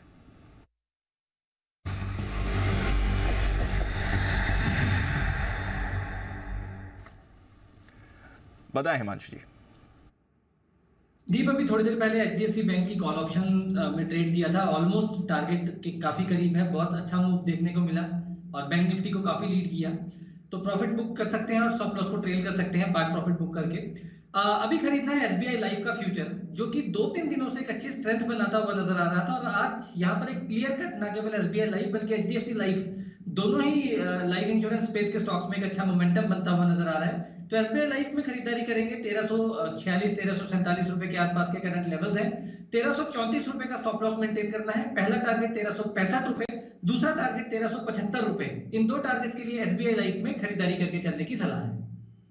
1375, ये दो टारगेट के लिए एसबीआई लाइफ में करें खरीदारी। एक तो सुबह खबर थी IRDAI कैशलेस क्लेम्स की बात कर रहा है हॉस्पिटल्स और इंश्योरेंस के बीच में, और दूसरी खबर आपको आती दिखी है, इनके अगस्त महीने के प्रीमियम का डेटा थोड़ी देर पहले आते दिखा है और काफ़ी अच्छा डेटा यह है। एसबीआई लाइफ का प्रीमियम 15.5% बढ़कर आया है, ये अच्छी बात है। एचडीएफसी लाइफ का प्रीमियम 29% बढ़कर आया है। मैं अगस्त का कंपैरिजन बता रहा हूँ, लाइफ इंश्योरेंस प्रीमियम साल दर साल का कंपैरिजन अगर आप देखें। मैक्स लाइफ की तरफ से ज़बरदस्त ग्रोथ रही, 35.5% की ग्रोथ मैक्स लाइफ ने दिखाई है। नेगेटिव ग्रोथ आपके लिए आई है आईसीआईसीआई प्रू के लिए, 5.5% गिर कर आया है आईसीआईसीआई प्रू का प्रीमियम, और एलआईसी के लिए खराब खबर आई है, 35% एलआईसी का प्रीमियम गिर कर आया है। तो ये दो काउंटर्स हैं जहाँ पर अच्छा अपडेट नहीं रहा है, बट बाकी लाइफ इंश्योरेंस के लिए अपडेट अगस्त का बढ़िया आते हुए दिखा है। इस पर करना है आपको फोकस। एक और स्टॉक जिस पर फोकस करना है और वो है आपके लिए JNK बैंक। सुमित जी, सुबह कॉल आई थी 93-94 की रेंज में था जब सुबह कॉल दी थी, 100 के टारगेट ये थे, 103 का हाई इसने बनाया। तो फाइनली जो आप ट्रिपल डिजिट्स की बात कर रहे थे, हो गया है JNK बैंक में ट्रिपल डिजिट, 99 के पास इस समय ट्रेड कर रहा है, 10.5% ऊपर। क्या करना है इसमें बताएं सर। बिल्कुल दीपांशु, सुबह ही इसके ऊपर बात हुआ था और बहुत बढ़िया मूव आज इंट्राडे के अंदर ही JNK बैंक में देखने को मिल चुका है। ट्रेलिंग स्टॉप लॉस लगा के होल्ड कर सकते हैं जो लोग पोजिशनली होल्ड करना चाहते हैं, और जो लोग इंट्राडे में 8-10% से संतुष्ट है, सेटिस्फाइड है, वो लोग बुक कर सकते हैं। मुझे लगता है कि 100 के ऊपर सस्टेन करने पे ये स्टॉक 125 का लेवल पोजिशनल तौर पे जल्दी ही दिखाएगा, तो ट्रेलिंग स्टॉप लॉस लगा के होल्ड करेंगे तो ज्यादा बेटर रहेगा। ट्रेलिंग स्टॉप लॉस लगा के होल्ड करिए, ज्यादा बेहतर रहेगा। I think first appearance sir इस स्टॉक की 30 रुपए के आसपास आपकी रिकमेंडेशन आई थी। 24 से पहले एक बार हुई है, 24 रुपए के आसपास शुरुआत में हुई, फिर 30 रुपए में भी हुई, 30 पे हुई थी, और तब से लगातार की बात कर रहे हैं कि बेचना मत। एसआईपी स्टॉक, हाँ 23 रुपए मिल गया, 23 रुपए पे एसआईपी स्टॉक था अप्रैल 2021 में, अप्रैल 2000 वहां से शुरू हुआ। अप्रैल 2000 2 साल में 4 गुना हो गया, 4 गुना। और 120-125 के टारगेट तो मैंने पिछली बार जब बात हुई थी, बेचना नहीं है ना। इस बार क्या है, जिसने पकड़ के रखा ना उसी के पैसे बने, इसके पैसे बने बिल्कुल। और जिसने ये सोच लिया बहुत बढ़िया बेच दूं, तो वो पछता ही रहे। 3 महीने से बेच ही रहे, 3 महीने अब हो गए खाली, अंदर जेब में हाथ डालो कचरा भी नहीं निकलता है, वो भी नहीं बचा अब। करेक्ट सर, पूरा खाली, एकदम पूरा खाली। धनतेरस पे भी आपने इसे रेकमेंड किया, आई थिंक मल्टीपल टाइम्स। जल्दी से नहीं बेचना दीप, जल्दी से नहीं जाना। अभी तो मैं बोल रहा हूँ PSU बैंक में अभी फिर नई चाल शुरू हुई है। अच्छा, नई चाल है ये SBI, BOB, PNB, JNK bank, bank of India, जो आपको समझ में आता हो। अभी ये 10-15% के लिए फिर तैयार हो रहे हैं। नोट हो रहा है, SBI 10-15% इतना नहीं भागे, बट छोटे भाग जाएंगे। हाँ, और ये 10% ऑलरेडी भाग चुका है। तो मैं बता रहा हूँ ये तैयार हो रहे हैं, ये सब, ये 120-125 का टारगेट है ही है JNK बैंक का। तो आज सुबह मैंने बोल भी दिया था वैसे सुमित जी को कि आगे की जिम्मेदारी आपके मजबूत कंधों पे है, और सुमित जी ने अपनी जिम्मेदारी बहुत बखूबी निभाई है। आज ही 9300 रुपये, सुमित जी मानना पड़ेगा, सुबह 93 रुपये पर ऐसा लग नहीं रहा था कि आज ही इतना कमाल कर देगा। तो आज कुछ स्टॉक तो मतलब कुणाल जी ने जो कोचिन शिपयार्ड पकड़ा, आपने ये 1-2 और भी केस मेरे ख्याल हिमांशु जी के भी थे, मजगांव डॉग, बहुत गजब का पकड़ में। आज ऐसा क्या दिख गया सुमित जी सुबह? अनिल जी, लग रहा था ये इस बैंक की आज ट्रिपल डिजिट, मतलब मेरे को आज नहीं लग रहा था, मेरे को 1-2 दिन लग रहा था, लेकिन आज ही इसने ट्रिपल डिजिट दिखा दिया। और वो जो कैंडल फॉर्म हो रही थी उसको देखते हुए लग रहा था कि बस ये भागने वाला है और फटने वाला है। तो और वैसे भी अनिल जी, ये स्टॉक जो 20-23 रुपए की आप बात कर रहे हैं, तब से कंटिन्यूसली गाना गाते हुए आ रहा हूँ कि JNK बैंक तेजी लग रहा है, और एक अच्छी रैली भी देखने को मिली है। तो लोगों को बधाई जिन्होंने कमाया उन्हें, और अभी भी और मूव देखने को मिलेगा। बिल्कुल, तो ये है आपके लिए राय इस वक्त जे.एन.के बैंक पे। और इस बीच जे.एन.के बैंक नीचे आप देख सकते हैं 10 लाख शेयरों के बड़े सौदे भी आपकी स्क्रीन पर होते हुए नजर आएंगे। आइए, जे ठक्कर तैयार कैश का ऑप्शन।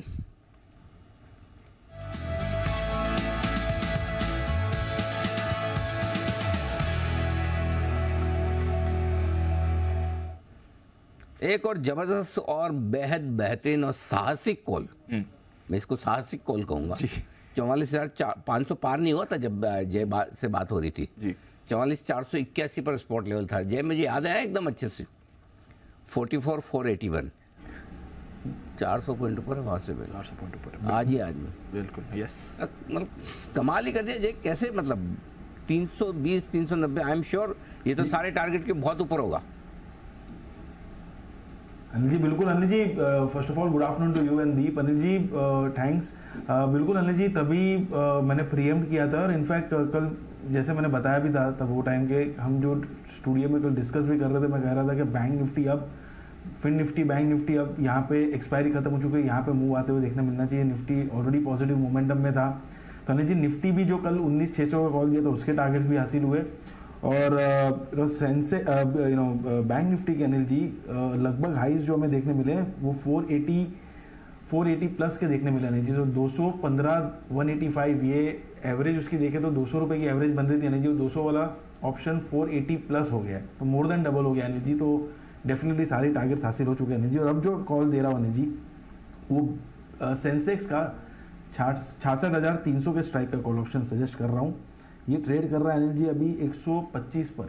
ये कल ही की एक्सपायरी का है। सेंसेक्स का 66,300 के स्ट्राइक का कॉल ऑप्शन 125 पर खरीदे। ये कल ही की एक्सपायरी का है अनिल जी।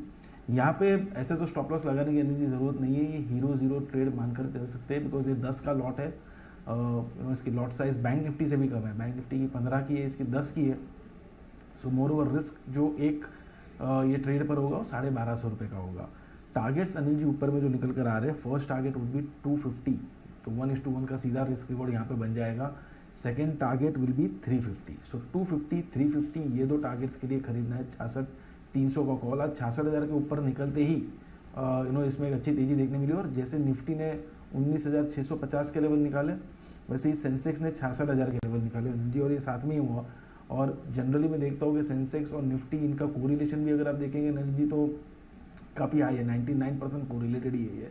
सो दोनों में एक अच्छा मूव देखने मिला। 66,500 66,600 ये लेवल्स आते हुए देखने मिल सकते हैं सेंसेक्स में मोस्टली कल तक, इसीलिए कल ही की एक्सपायरी का ये सजेस्ट कर रहा हूँ ऑप्शन। ओके, तो ये है सेंसेक्स पर। सब ये आप याद रखोगे ना किसकी कब एक्सपायरी है, या हमको याद रखना है? मतलब हमारा काम क्या क्या हमें बता दो पहले आप।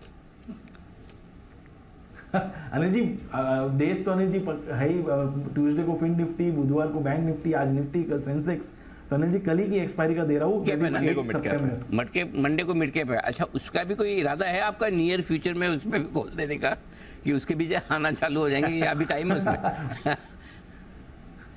नहीं अनिल जी मिड कैप में मैंने कोशिश जरूर की एक बार कामयाब हो, एक बार नहीं अनिल जी। उसमें लिक्विडिटी इतनी नहीं है as compare to that of Sensex और may be fin Nifty bank Nifty में, जिसमें मल्टीपल स्ट्राइक्स में मल्टीपल ओआई देखने मिलता है, मल्टीपल स्ट्राइक ओआई देखने मिलता है। वो fin Anil ji mid cap Nifty में अभी तक वो वाला आया नहीं है। वो भी अगर आ जाए तो बहुत ही बढ़िया रहेगा। कोई छोड़ेंगे नहीं जय, एकदम तैयारी सारी की सारी है। चलिए, अब सेंसेक्स में लगातार दूसरी बार, कल भी आया था आज भी आया है ना, दोनों कल भी दिया था, कल ही दिया था परसों दिया था, कल, हाँ कल ही दिया था। कल भी और आज भी सेंसेक्स में आपके लिए जय की तरफ से कॉल ऑप्शन 66,300 का 125 में खरीदने की राय। बहुत ही बढ़िया, धन्यवाद जय। आइए, अरमान तैयार है हमारे साथ बताने के लिए त्योहारी सीजन में इस बार घरों की डिमांड कैसी है। रियल एस्टेट सेक्टर जो आज बड़ा सुर्खियों में है, बड़ा मजबूती के साथ जो तेज़ दौड़ लगाता हुआ दिख रहा है, जरा इसका हाल देख लेते हैं। अरमान बताएं। जी सर, बिल्कुल जो रिपोर्ट्स यहाँ पर निकल के आ रही है, जो टॉप रियल एस्टेट के डेवलपर्स हैं उनका यह कहना है कि आने वाला जो ये फेस्टिव सीजन अब से जो चालू हो गया है, यहाँ पर उनकी सेल्स लगभग मिनिमम से मिनिमम 15 से 20% तो मिनिमम बढ़ने वाली है। 15-20%? 15-20%। कमाल है भाई। ये तो डिमांड की बात बोल रहे हैं, वो ये बोल रहे हैं कि ऑलरेडी जो इंक्वायरीज हैं उसमें अच्छी खासी तेजी जो है वहाँ पर आती हुई दिखी है। अगर आप अप्रैल से जून की अगर आप देखें, वहाँ पर प्रॉपर्टी डिमांड लगभग अगर आप 20% के आसपास बढ़ के आई थी। क्यू भी अगर आप देखें तो वहाँ पर भी 5% बढ़ी थी, और ये जो बढ़ी हुई आई थी उसके बावजूद भी इस बार भी अब ये जो है ये कंटिन्यू रहने का अनुमान है, जिसमें आप मुख्य तौर पर बेंगलुरु या फिर मुंबई और पुणे अगर यहाँ पर देखें तो यहाँ पे ट्रांजैक्शन वॉल्यूम जो है कंपैरेटिवली यहाँ पर ज़्यादा हो सकते हैं। और रेंजेस की अगर आप बात करें तो जैसा कि अगर आप बात करें अफोर्डेबल और मिड सेगमेंट में, वहाँ पर तो डिमांड स्टडी है, पर जैसा कि हमने बार बार बताया कि जो लग्जरी सेगमेंट है वहाँ पर आपको एक तरफा और ज़बरदस्त तेज़ी जो है वहाँ पर आती हुई दिख रही है। तो इसमें आप स्पेसिफिकली रेसिडेंशियल सेगमेंट में जो नए लॉन्चेस हैं अब वो भी काफ़ी कंपैरेटिवली होने वाले हैं, क्योंकि डिमांड मजबूत है तो लॉन्चेस जो हैं वो होने वाले हैं। और आपने देखा होगा हमेशा फेस्टिवल सीजन के टाइम पर जो डिस्काउंट्स आते हैं, तो इस बार वो कह रहे हैं कि डिमांड इतनी ज़्यादा है, इस बार शायद डिस्काउंट्स जो हैं वो भी नहीं दिए जाएंगे क्योंकि डिमांड बहुत रोबस्ट है। और अगर आप कई कंपनियों के अर्निंग्स कॉल या मैनेजमेंट्स को अगर आप सुने भी सही तो ये चीज़ क्लियर आ रही है, क्योंकि उनके जो नए लॉन्चेस हैं उनकी डिमांड भी बहुत अच्छी आ रही है, जो लग्जरी प्रोजेक्ट्स हैं, और क्योंकि डिमांड बहुत अच्छी आ रही है तो जो फेस्टिवल सीजन है उसमें जो डिस्काउंट्स हैं वो भी नहीं देने वाले हैं। डिस्काउंट भी नहीं देंगे, बिल्कुल कोई और भी आपको ऑफर्स नहीं मिलने वाले हैं, बिल्कुल। और सेल्स आप कह रहे हैं 15 से 20% बढ़ने वाली है। ये अक्रॉस इंडिया या मेट्रोज में या सिटीज में? ये इन जनरल अक्रॉस इंडिया, पर स्पेसिफिकली अगर आप बात करें जो लग्जरी प्रॉपर्टी सेगमेंट में, उसमें तो ओवरऑल अच्छा है ही सही। तो दिख ही रहा है। जैन साहब, इतनी जबरदस्त डिमांड सर? देखिए, प्रॉपर्टीज में सर्टेनली डिमांड भी आ रही है और कुछ तो रॉ मटेरियल के कॉस्ट भी बढ़ रहे हैं, तो उसकी वजह से भी लोग जल्दी जल्दी लेने की कोशिश करते हैं। और एक सारे ही एसेट क्लासेस में ये देखने को मिला। और अभी रिसेंटली अनिल जी ने तो महिंद्रा लाइफ स्पेसेस दिया ही है, one of the finest stocks from north India में, जिनका बहुत जबरदस्त प्रेजेंस है। तो मुझे ऐसा लगता है कि डीएलएफ है, इनफैक्ट जबरदस्त चल ही रहा और आज अपने आईपीओ प्राइस के ऊपर निकल गया। मुझे याद है 2007 में जो आईपीओ मार्केट में जो धूम मची थी वो डीएलएफ की लिस्टिंग के बाद मची थी, और उसके बाद बहुत बड़ा, इनफैक्ट 2008 में बहुत सारे आईपीओ है, और रिलायंस पावर ने ठंडा किया था बट डीएलएफ से शुरू हुआ था।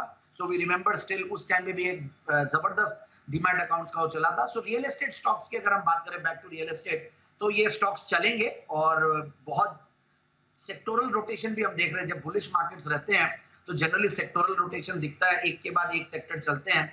तो रियल एस्टेट की भी बारी आई हुई है, और मुझे ऐसा लगता है स्टैम्प ड्यूटी का जो इम्पैक्ट था कम होना, और सरकार भी काफी अब समझ में आ गई कि इस सेक्टर को बढ़ाना है, क्योंकि अगर सीमेंट, स्टील और ये सब जो कंजम्पशन है वो सर्टेनली बढ़ता है। तो मेरे हिसाब से एसेट प्राइस की मतलब रीप्राइसिंग हुई है सारे एसेट क्लासेस, भले वो इक्विटीज हो या कमोडिटीज हो या रियल एस्टेट है। इवन जयपुर में भी हम देख रहे हैं या राजस्थान में भी देख रहे हैं, एक्स्ट्राऑर्डिनरी तेजी बनी हुई है रियल एस्टेट में। ओके, तो यह है आपके लिए रियल एस्टेट। अभी डीएलएफ की हम बात कर ही रहे थे और पूरे अक्रॉस रियल एस्टेट स्पेस आपको जबरदस्त मूव आती हुई दिख रही है। ये ट्रेडिंग कॉल्स भी कुछ आ रही हैं। पहले बिगुल मेहुल जी के लिए बीटीएस डबल टी।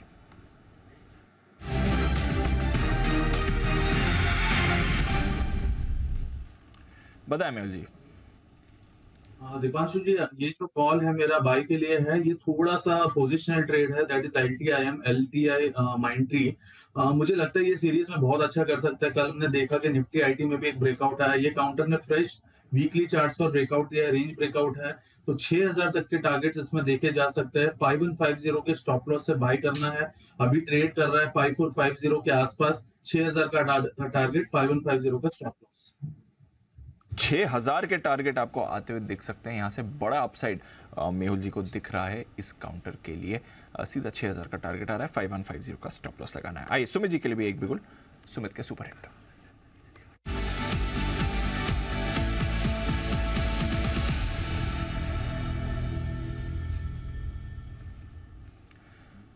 बताएं सर। दीपांशु, निफ्टी ने अपने बंधन तोड़े हैं और जैसे इसके बंधन टूटे एक अच्छी खासी शॉर्ट कवरिंग रैली निफ्टी में देखने को मिल रही है और एक अच्छा मूव देखने को मिल रहा है। मेरे रडार पे अभी जो स्टॉक आया है वो बैंकिंग स्टॉक है और इसके नाम में ही बंधन है और स्टॉक का नाम है बंधन बैंक। ये भी अपनी तेजी के बंधन ब्रेक कर रहा है और ये स्टॉक भी मेरे को लग रहा है कि आज और आने वाले 2-3 दिनों के अंदर एक बढ़िया मूव यहाँ से ऊपर की तरफ दिखाने को तैयार है।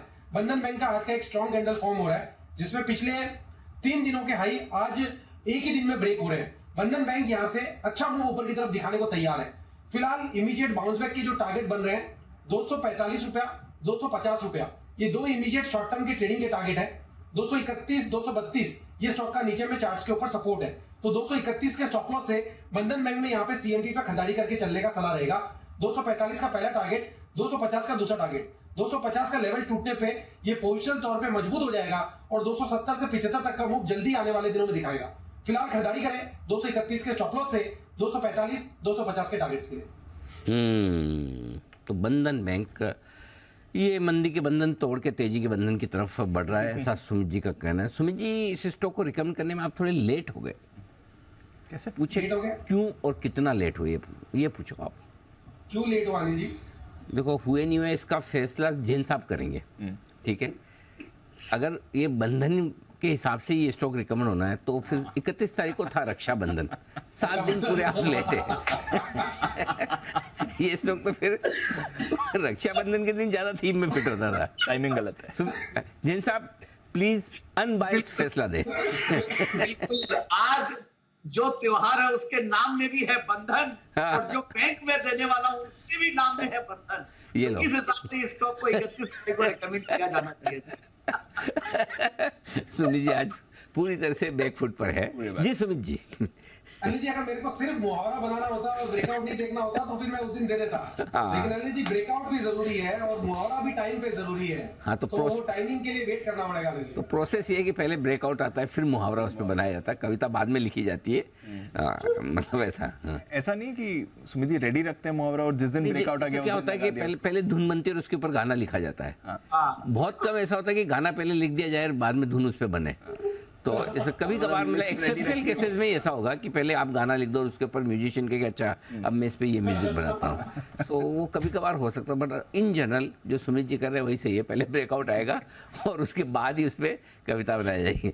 ठीक है सुमित जी, बिल्कुल लगे रहें। अनिल जी एकदम बढ़िया बढ़िया आपने एग्जांपल दिया है। तो अनिल जी इसीलिए बहुत बार ऐसे सोचते हैं कि पहले से मैं सोच के रखता हूँ, फिर मैं स्टॉक को ढूंढता हूँ, फिर जबरदस्ती उसको बोलता हूँ, तो ऐसा नहीं है अनिल जी। नहीं, वो सब छोड़ो। ऐसा आपने सोचा, आपको कुछ न कुछ ऐसा हमें देख के लगा होगा, इसलिए आपने ऐसा सोचा।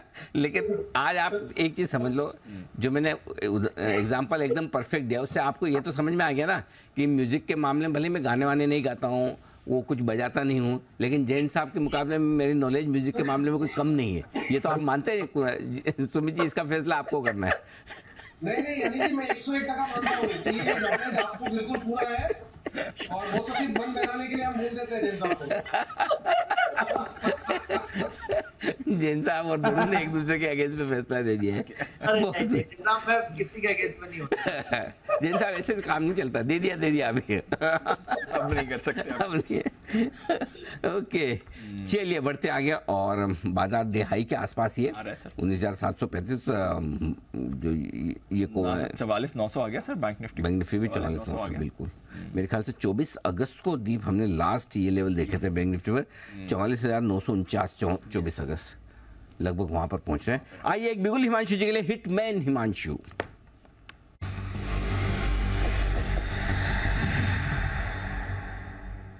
बताएं हिमांशु जी। अनिल जी पहले तो धन्यवाद जो है ना वो मेरा भी बनता है। दोपहर 12:30 के फोनर पर डीएलएफ की 530 की स्ट्राइक की कॉल ऑप्शन में खरीदारी दी थी, जो कि ऑलरेडी काफी प्रॉफिट में है, तो स्टॉप लॉस ट्रेल करें। और आपको पता है तो रिकमेंड करते ही आया हूँ। अब अनिल जी खरीदारी करनी है इंडसइंड बैंक में, जो कि एक बहुत ही शानदार ट्रिपल बॉटम फॉर्मेशन का ब्रेकआउट दे रहा है। One of the few stocks banking stocks में जो कि अपने ऑल टाइम हाइज के आसपास है। तो मुझे लगता है ये इंडसइंड बैंक कल एक अच्छी तेजी दिखा सकता है। करंट लेवल्स पे खरीदारी करें, कोई 2-4 रुपए का डिप मिलता है तो वहां ऐड करें। 1428 रुपए का स्टॉप लॉस मेंटेन करना है। पहला टारगेट 1465 रुपए का, दूसरा टारगेट 1475 रुपए का इंडसइंड बैंक में खरीदारी करके चलने की सलाह है।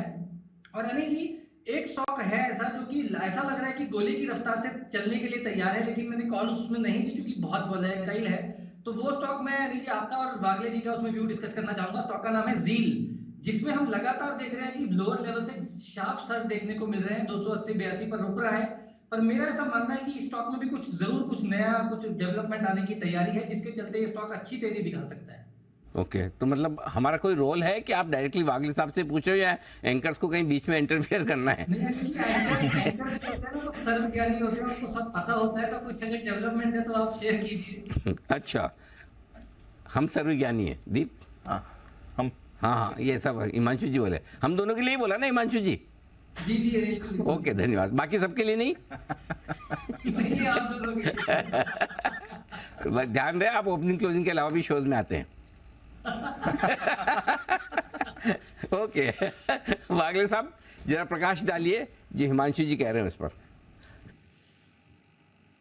अनिल जी, मेरा नेट कनेक्टिविटी थोड़ा सा बीच बीच में कट होता है। हाँ। तो मैं ठीक से सुन नहीं पाया। मैंने सिर्फ जी सुना और इंडसइंड। हाँ। इंडसइंड में मेरा पूरी तरह से समर्थन है। इनफैक्ट मैंने ब्यूगल उसके लिए रिक्वेस्ट की थी, बट उन्होंने कवर किया है। ओके। तो मेरा इंडसइंड में उनके व्यू बिल्कुल परफेक्ट व्यू है। मैं भी इनफैक्ट हमने हमारे क्लाइंट्स को BTST रिकमेंड किया है। ये मैं डिस्क्लोजर दे दूं, मुझे लगता है 1480 तक ये स्टॉक 1 से 2 दिनों में जा सकता है। रही बात जी की, सही कहा उन्होंने, बहुत ज्यादा हाई मोमेंटम स्टॉक है। मेरा मानना है जी 310-320 तक अगले 1 से 2 दिनों में जाएगा, लेकिन इसमें इंट्राडे व्यू लेके अगले एक आध घंटे के लिए प्ले करने का कोई मतलब नहीं है। आधे घंटे के लिए आपको 3 दिन का व्यू लेना है। 320-330 तक भी जी जा सकता है। आपका स्टॉप लॉस 270 का होना चाहिए। ओके, तो ये है आपके लिए पूरा का पूरा एक्शन आता हुआ। आइए, EMS इंडस्ट्री, ये है वो इंडस्ट्री जिस पर आज CLSA की तरफ से आई है एक इंटरेस्टिंग रिपोर्ट। इस रिपोर्ट में कुछ स्टॉक्स उन्होंने सेलेक्ट किए और उन पर कुछ टारगेट्स भी दिए। नूपुर हमारे साथ है बताने के लिए। नूपुर बताएं। बिल्कुल सर, CLSA का इलेक्ट्रॉनिक मैन्युफैक्चरिंग सर्विस जो इंडस्ट्री है उस पर भरोसा बढ़ता हुआ दिखा है। उन्होंने 3 स्टॉक्स पे कवरेज इनिशिएट की। सबसे पहले एम्बर, डिक्सन और केन्स टेक्नोलॉजी, इन तीनों ही स्टॉक्स पे कवरेज जो है वो आउट परफॉर्मेंस के साथ इनिशिएट किए CLSA ने। उनका कहना है कि जो गवर्नमेंट की पॉलिसीज आ रही है और जो सप्लाई चेन अब चाइना से शिफ्ट होकर इंडिया की तरफ बढ़े, उससे एक बड़ा बूस्ट इन कंपनीज को देखने मिलेगा और साथ ही साथ इस इंडस्ट्री के लिए काफ़ी पॉजिटिव है। और जो मांग है, चाहे वो इंटरनेशनल मांग हो या घरेलू मांग हो, दोनों ही मजबूत फिलहाल नजर आ रही, जो सपोर्ट करेगा इन कंपनीज को आगे चलकर ग्रोथ में। PLI, national policy on electronics और इलेक्ट्रॉनिक मैन्युफैक्चरिंग क्लस्टर जैसी पॉलिसीज जो गवर्नमेंट की तरफ से आई है लोकल फॉर वोकल कैटेगरी में और बूस्ट करने के लिए मैन्युफैक्चरिंग को इंडिया में, उसका बेनिफिट भी आपको आते हुए दिखेगा। आने वाले 10 साल में CLSA का मानना है कि EMS इंडस्ट्री में 22% से जो आय है वो कंपाउंडेड ग्रोथ होती हुई नजर आएगी। इनफैक्ट इंडस्ट्री साइज भी देखे तो करीबन $370 बिलियन के पार जा सकती है जो 2040 है तब तक। चाइना से प्रोडक्शन शिफ्ट हुआ है जिसके चलते घरेलू मैन्युफैक्चरर्स को जो है वो मौका मिलेगा, ज़्यादा अपॉर्चुनिटीज़ मिलेगी और मार्केट गेन का भी मौका आगे मिलता हुआ नजर आएगा। एम्बर की बात करें तो 70% की जो है वो रूम एयर कंडीशनर से आती है जिसकी EMS मैन्युफैक्चरिंग करती है कंपनी। मोबाइल सेगमेंट एक बहुत बड़ा ग्रोथ ड्राइवर रहने वाला है डिक्सन के लिए, जिस पर CLSA का पूरा भरोसा है। और केन्स टेक्नोलॉजी की बात करें तो डाइवर्सिफाइड बिजनेस और बैकवर्ड इंटीग्रेशन होने की वजह से इस पर भी पॉजिटिव है CLSA। एम्बर पर इनिशिएट किए कवरेज बाई के साथ, टारगेट दिया है 3650 का। डिक्सन पे आउट परफॉर्मेंस के साथ इनिशिएट हुई है कवरेज, 5675 का टारगेट है। और केन्स टेक्नोलॉजी बात करें तो यहाँ पर भी आउट परफॉर्मेंस की ही रेटिंग के साथ इनिशिएट हुई है कवरेज 2230 रुपए के टारगेट के लिए। ओके, तो ये है आपके लिए तीनों स्टॉक और इसमें सबसे मजबूत टारगेट जो आते दिखे वो केन्स के लिए आते हुए दिखे हैं। इनफैक्ट डिक्सन के भी अच्छे ही हैं, लेकिन आज ये स्टॉक सबसे ज़्यादा दौड़ लगाता हुआ नज़र भी आया है। हमारा स्टॉक ऑफ द डे था लेकिन खुला ही सारे टारगेट के ऊपर, तो कुछ काम का नहीं, लेकिन अच्छी तेजी यहाँ पर बनती हुई दिख रही है। ये पूरी स्पेस है। एक और स्पेस है जो बड़ी एक्शन में है और वो है जैन साहब की फेवरेट। लेकिन एक्शन कौन सी स्पेस है और क्यों जैन साहब की फेवरेट है वो तो जैन साहब बताएंगे, लेकिन एक्शन क्या हो रहा है ये बताएंगे आशीष। चीन ने यूरिया के एक्सपोर्ट पर लगा दी है रोक, यानी कि चीन से किसी भी तरह का यूरिया एक्सपोर्ट नहीं किया जा सकेगा। इस कदम का क्या फ़र्क पड़ेगा, क्या असर होगा, किन कंपनियों पर होगा, हिंदुस्तान में जो यूरिया बनाने वाली कंपनियां हैं वो कौन सी है जिन्हें इसका मिलेगा फ़ायदा। तैयार है हमारे साथ पूरी की पूरी डिटेल्स लेकर आशीष बताइए। सर देखिए, खबर जो आपने बताया कि चीन ने पूरी तरीके से प्रतिबंध लगा दिया। दरअसल अगर आप देखें तो कीमतों में बहुत तगड़ा उछाल देखने को मिला था। कुछ कॉन्ट्रैक्ट्स ऐसे थे जहां पर बहुत ही कम समय में 50% का उछाल आ गया। हालांकि वहां से अगर आप कीमतें फिलहाल देखें तो तकरीबन 12% की गिरावट भी आपको देखने को मिली। और चाइना का स्केल यूरिया के मामले में अनबीटेबल है, अनमैच्ड है, दुनिया का सबसे बड़ा कंज्यूमर भी है और प्रोड्यूसर भी है। तो वहाँ पर अगर कुछ भी ट्वीक्स होते रेगुलेशंस में तो दुनिया भर में इसका प्रभाव और असर आपको देखने को मिलता है। कंपनियों के लिए जो नेगेटिव माना जा रहा है, जो बड़ी मात्रा में इंपोर्ट करते हैं, वो तो हम सबको पता है। स्टॉक्स में भी रिएक्शन आपको देखने को मिला है। मिसाल के तौर पर अगर आप देखें तो NFL, RCF, GSFC, फैक्ट, इनको नुकसान होगा क्योंकि इंपोर्ट करते हैं। लेकिन जो भारत में रहकर ही यूरिया मैन्युफैक्चर कर रही है, इनके लिए थोड़ा सा मौका बन रहा है क्योंकि सप्लाई कंस्ट्रेंट हो जाएंगे तो इनको एक बेहतर अवसर मिलेगा। तो एक स्टॉक है दीपक फर्टिलाइजर, जहां पर आप फोकस करके चल सकते हैं। इसका बेनिफिट यहां पर देखने को मिलेगा क्योंकि ये भारत में यूरिया बनाते हैं, तो इनकी जो सप्लाई डेफिसिट है इसे ये बेहतर तरीके से ब्रिज कर पाएंगे। और इसी के चलते हमने देखा कि सभी स्टॉक्स में आपको देखेंगे मेजॉरिटी RCF है, NFL है, GSFC फैक्ट है, यहाँ पर आपको गिरावट देखने को मिल रही है। लेकिन इसके विपरीत दीपक फर्टिलाइजर को देखिए 3-3.5% की तेजी के साथ कर रहा है कामकाज। तो ये है आपके लिए यूरिया एक्सपोर्ट पर जो चीन का प्रतिबंध लगा है। जैन साहब जरा बताएं, और आपको कौन सा फर्टिलाइजर स्टॉक पसंद है वो भी बताएं। नहीं बिल्कुल, देखिए चाइना समहाउ कंज्यूमर भी बड़ा है तो इसलिए शायद उन्होंने एक्सपोर्ट पे भी रोक लगाई है। और इंडिया में देखिए चंबल इनफैक्ट यूरिया के लिए एक बड़ी कंपनी है, कोरोमंडल है, या रामा फॉस्फेट्स एक छोटी कंपनी है, ज्यादा चर्चित नाम नहीं है, और दीपक फर्टिलाइजर्स है। ये सब कंपनियों के लिए पॉजिटिव न्यूज है। सो लेट्स सी, बाकी जो कंज्यूम करते हैं उनके लिए थोड़ा सा कॉस्ट के ऊपर सर्टेनली इंपैक्ट पड़ेगा। सो इमीडिएटली सारे फर्टिलाइजर स्टॉक्स को फायदा हो जाए ऐसा लगता नहीं है। बट यस, जो लोग यूरिया पे इंडिया में रहकर मैन्युफैक्चर थे, और India is also one of the top urea manufacturers in the world, but yes China का खुद का भी डिमांड बहुत है, तो शायद वो एक रीजन और प्राइस को कंट्रोल करने के लिए लोग ने ये काम किया है। तो मेरे हिसाब से फर्टिलाइजर स्टॉक्स, वैसे ही आपने कहा कि मेरा फेवरेट है, काफी बार हमने आगे पीछे स्टॉक्स को रेकमेंड करते आए हैं, और डिविडेंड यील्ड भी काफी रहता है। तो GSFC में देख रहे हैं, भले इतना टूटा हुआ जो है वो रीजन है कि वो एक्स डिविडेंड हुआ है, 10 रुपया डिविडेंड था, वो एक रीजन है। बाकी ओवरऑल बिल्कुल निवेशित रहें, सेक्टोरल रोटेशन के चक्कर में ये स्टॉक्स भी बढ़िया कर रहे हैं, और फर्टिलाइजर स्टॉक्स में रिस्क रिवॉर्ड रेशियोज भी बढ़िया है। सो आई फील फर्टिलाइजर स्टॉक्स में stay invested, particularly Chambal, Coromandel बहुत बड़ा मूव दे चुका, रामा फॉस्फेट्स, दीपक फर्टिलाइजर सारे अच्छे हैं। आई थिंक चंबल के पास यूरिया मैन्युफैक्चरिंग की सबसे बड़ी कैपेसिटी इंडिया में। अच्छा, और कहाँ पे हो? कहाँ पे? जैन साहब को पता होगा, बताएंगे, उनके ससुराल में। अच्छा, हाँ जैन साहब वही है ना? हाँ बिल्कुल अनिल जी। हाँ, तो मेरे ख्याल से गाड़ेपान बोल के जगह है, वहाँ पे ये है। मेरे ख्याल से सबसे ज़्यादा पॉजिटिव चंबल के लिए ही है। अच्छा, हाँ, क्योंकि चंबल सबसे बड़ा मैन्युफैक्चरिंग है। बेसिकली क्या है, चीन से अगर यूरिया एक्सपोर्ट बंद हो जाएगा तो नेचुरली यूरिया की डिमांड जो है वो कहीं से पूरी होनी है। अच्छा, इसमें एक चीज़ और देखनी है, बनाने वाले बहुत हैं, एक्सपोर्ट करने वाले कौन है? हाँ, तो एक्सपोर्ट करने में भी आपके लिए सबसे आगे नंबर 1 पे आपका चंबल है। तो सबसे ज़्यादा पॉजिटिव चंबल के लिए। और एक और चीज़ जो आप देखिए, स्टॉक में भी रिएक्शन जो होता है ना, ये चंबल का ये समय आ रहा है, जैसे मानसून खत्म होता है, मानसून खत्म होने से लेकर बजट तक, ये हमने रिसर्च करी हुई है, बिल्कुल रिसर्च की है, और इसलिए याद भी है। ये स्टॉक सबसे ज़्यादा एक्शन में रहता है, बिल्कुल आता है, ये रहता ही रहता है। तो और मतलब स्टॉक प्राइस परफॉर्मेंस के एंगल से भी मेरे ख्याल one of the best is Chambal. तो आई थिंक चंबल पे फोकस करना चाहिए। चंबल जो जैन साहब भी बोल रहे हैं, चंबल के लिए इनफैक्ट मुझे तो लगता है NFL वगैरह RCF के लिए भी पॉजिटिव ही है, इसमें दीपक फर्टिलाइजर के लिए भी पॉजिटिव है। लेकिन ओवरऑल ज़्यादा पॉजिटिव उन कंपनियों के लिए जो यूरिया एक्सपोर्ट कर रही है, बना रही है उससे फ़र्क नहीं पड़ेगा ज़्यादा, क्योंकि आप बना रहे हैं तो इंडिया में बना रहे हैं, इंडिया में बेचने चाहिए। लेकिन जो एक्सपोर्ट करें, क्योंकि एक्सपोर्ट मार्केट में आपको ज़्यादा फायदा मिलेगा, उस हिसाब से आपको देखना है। एक बार ज़रा चार्ट्स पर राय ली जाए, चंबल के चार्ट्स पर। जय, जरा आप चार्ट्स देखिए, बहुत देर से आपने कैश का ऑप्शन देने के बाद कोई और दूसरा काम किया नहीं है, जरा बताएं चंबल के चार्ट्स पर अपनी राय। मेरा एक जैकपॉट शेयर भी रेडी, आप तो मैं दे दूंगा। जी अनिल जी, बस जहाँ तक चंबल का सवाल है, बिल्कुल अनिल जी काफ़ी पॉजिटिव लग रहा है ये स्टॉक। तो मैं कहूँगा कि काफ़ी ओवरसोल्ड टेरिटरी से एक रिवर्सल इसमें आता हुआ देखने मिल रहा है, एंड मोमेंटम इसमें काफ़ी पॉजिटिव हो चुका है। केवल एक चीज़ मैं कहूँगा अनिल जी कि ये जो फॉल हमें देखने मिला था लेटली फ्रॉम सितंबर 22, वहाँ पे उसकी जो डाउन ट्रेंड लाइन रेजिस्टेंस है exactly upper end of that range वहीं पे है। सो गोइंग फॉरवर्ड अगर चंबल में 295 के ऊपर अगर एक ब्रेकआउट आता है 295 के ऊपर, I then thereafter I think 310-315 तक कोई मेजर हर्डल नहीं है। बट ओवरऑल अभी भी स्ट्रेंथ तो है ही, तो अभी भी खरीद सकते हैं। एंटीसिपेशन ऑफ अ ब्रेकआउट 295 निकलता है तो फर्दर ऐड कीजिए, मिनिमम टारगेट आपको 315 का देखने मिलेगा इसमें। ओके 315 के टारगेट आपको आते हुए दिख सकते हैं, नजर रखिए। ये है आपके लिए जय की तरफ से चंबल पर राय, और जय के लिए एक बिगुल भी है, बट उससे पहले कतार में आ गए हैं सुमित जी। पहले बिगुल सुमित जी के लिए, सुमित का सुपर हिट।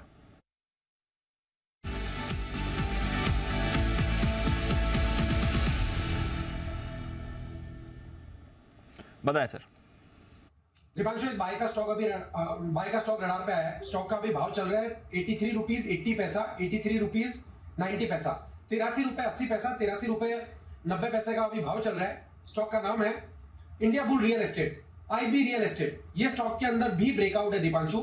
ये स्टॉक पिछले 10 दिनों से कंटिन्यूअस या 15 दिनों से कंटिन्यूअस अपमूव दिखा रहा है। स्टॉक ने तेजी दिखाने के बाद पिछले 3-4 दिनों का करेक्टिव मूव दिखाया और अब ये वापस से अपवर्ड मूव रिज्यूम कर रहा है, जिसमें रिसेंट के हाई ब्रेक कर रहा है और इस साल के हायर लेवल पे ये स्टॉक आ चुका है। ये स्टॉक का चार्ट इंडिकेट कर रहा है कि ये स्टॉक भी यहां से 10% से लेके 15% तक का मूव ऊपर में दिखाने को तैयार है। कुछ ही दिनों में ये मूव ऊपर में देखने को मिल सकता है, हो सकता है 3-4 दिनों में देखने को मिले।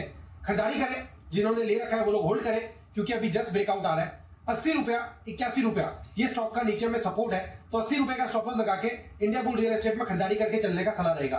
ऊपर में जो इसका पहला टारगेट बनेगा वो 88 रुपए का बनेगा, जो दूसरा टारगेट बनेगा वो 92 रुपीज का बनेगा, 92 रुपए का।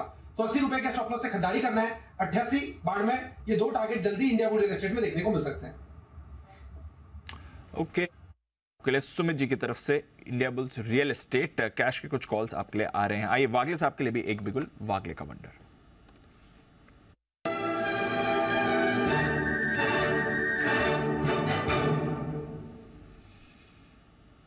बताएं वागले साहब। दीपांशु, SBI में मुझे मोमेंटम दिखता है 580 का एक मल्टीपल 3 से 4 टॉप पिछले 1-1.5 महीने का इसने ब्रेक किया है। 581 का करंट भाव है। मुझे लगता है 5 रुपए की रिस्क 1% की ट्रेडिंग का स्टॉप लॉस होगा और मुझे लगता है 600 तक तो ये जाना चाहिए। टाइम फ्रेम में भी टुमारो में भी 1 से 2 दिन। SBI पर भी आपके लिए कॉल और 600 के टारगेट्स भी आ रहे हैं वागले साहब की तरफ से। सपोर्ट मेरा वागले साहब, पूरा सपोर्ट आपका 100%, उतना ही जितना मैंने सुमित जी को दिया था। अच्छा, सेम, ज्यादा नहीं। PSU बैंक साहब कह ही रहे थे तन और मन, धन का इंतजाम अपना अपना आप स्वयं करें। तन और मन से बिल्कुल बिल्कुल परफेक्ट है दीप। PSU बैंक्स तैयार हैं मूव के लिए ना? यस, 100%। चलिए फ्रंट लाइन SBI, इस पर भी करनी है खरीदारी। आइए जय के लिए बिगुल, जय का जैकपॉट।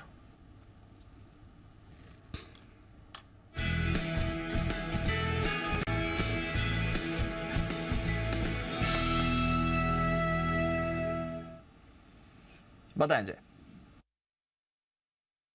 दीप, खरीदना है M&M फाइनेंस का 300 के स्ट्राइक का call option, at the money strike का कॉल ऑप्शन। 7 रुपये 20 पैसे, 7 रुपये 30 पैसे ये रेंज में ट्रेड कर रहा है। 7.25 की आपकी एवरेज होगी, 4.25 का लगाइए स्टॉप लॉस, 4.25 का स्टॉप लॉस रहेगा। टारगेट्स ऊपर में निकल कर आ रहे हैं इसके। 11 रुपये का पहला टारगेट है दीप, एंड दूसरा टारगेट है 14 रुपये का। सो 11 एंड 14 ये दो टारगेट्स के लिए M&M फाइनेंस का 300 के स्ट्राइक का कॉल ऑप्शन खरीदे। मुझे ऐसा लग रहा है कि इसमें भी एक अच्छी खासी अभी अपमूव स्टार्ट होनी चाहिए। BFSI सेगमेंट में ओवरऑल एक अच्छा मोमेंटम बन चुका है। सो M&M फाइनेंस में भी एक अच्छा मोमेंटम हमें 315-325 तक के लेवल्स देखने मिल सकते हैं स्पॉट में। ओके तो ये है आपके लिए M&M फाइनेंस, यहाँ पर राय आ रही है जय की तरफ से। चलिए इस पर भी रखेंगे नजर, एक्शन में आ रहा है। तो कुछ फाइनेंशियल स्टॉक्स हैं जहाँ पर मूव आती हुई दिख रही है। ओके बिल्कुल, और एक और विशेष पिक आ रही है आपके लिए। अच्छा, कौन सी? बंसल जी। बंसल जी, हाँ बिल्कुल, 2 हफ्तों के लंबे इंतजार के बाद आपको आए नहीं आए, देखो अभी आ रहे हैं। Oh, all the way from US। I don't know, अभी देखो जुड़ेंगे तो पता चलेगा।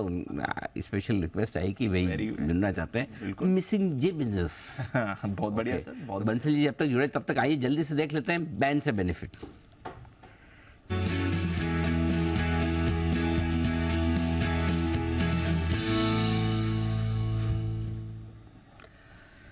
आशीष है तैयार हमारे साथ बताने के लिए। आशीष, कोई परिवर्तन की संभावना? सर परिवर्तन तो पक्का होगा और ये भी लग रहा है कि इस घुसेंगे बहुत सारे। नहीं, एक ही घुस रहा है सर, लेकिन घुस रहा है। ओके, एक एंट्री ले रहा है। लग रहा है कि पिछला जो अगस्त सीरीज था इसका रिकॉर्ड टूटेगा, क्योंकि लगातार एवरीडे एडिशन देखने को मिल रहा है। अगस्त सीरीज में भी हमने देखा था कि 3 साल के हाई पे थी बैन लिस्ट, अब हमारे पास 8 स्टॉक हैं, 8 में से कोई भी स्टॉक ऐसा नहीं है जो बांध से बाहर नहीं आ रहा, कोई भी नहीं आ रहा। ठीक है, सबसे लोएस्ट भी है BHEL करीब 84% के पास, तो ये भी बाहर नहीं आएगा। हाईएस्ट है इंडियाबुल्स हाउसिंग फाइनेंस 105% है। एंट्री करने जा रहा है PNB जहां पर 100% हो गई है मार्केट वाइड पोजीशन लिमिट, तो पक्का कर दिया 95% के आंकड़े को क्रॉस करके कि PNB आपको बैन में नजर आएगा, और बाकी के जो 8 स्टॉक हैं वो तो बैन में है, बैन में बने रहेंगे। तो PNB की एंट्री, PNB पक्का एंट्री लगी। बाहर कोई आ रहा है? कोई भी नहीं है। चलिए बढ़िया। तो थोड़ी देर में बंसल जी भी जुड़ेंगे और साथ ही साथ जैन साहब भी स्पेशल पिक देना चाहते हैं जन्माष्टमी पे। आइए तब तक जल्दी से 3-20 की स्ट्रेटेजी तैयार करें। जैन साहब को भी 2 मिनट का समय चाहिए। बिल्कुल सर, बात तुरंत चल रहे हैं। आइए 3-20 स्ट्रेटेजी। अनिल जी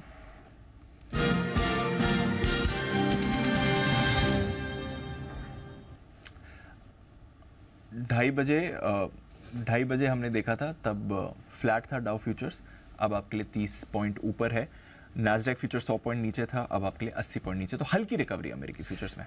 तेजी की पोजीशन बरकरार रख सकते हैं दीप, क्योंकि 2 वजह से। एक तो ये कि आपका 19,733 जो हाई था क्लोजिंग बेसिस पे अगस्त के महीने का, लगभग उसके आसपास पहुंच रहा है। नो डाउट ये थोड़ा कंजेशन जोन है, यहाँ 19,800 के ऊपर एक और नया ब्रेकआउट मिलेगा, लेकिन आप लॉन्ग पोजीशन को रख सकते हैं 2 कंडीशन पे। अगर 19,600 मिले कल, फिर से खरीदने की आपकी वहाँ इच्छा होनी चाहिए।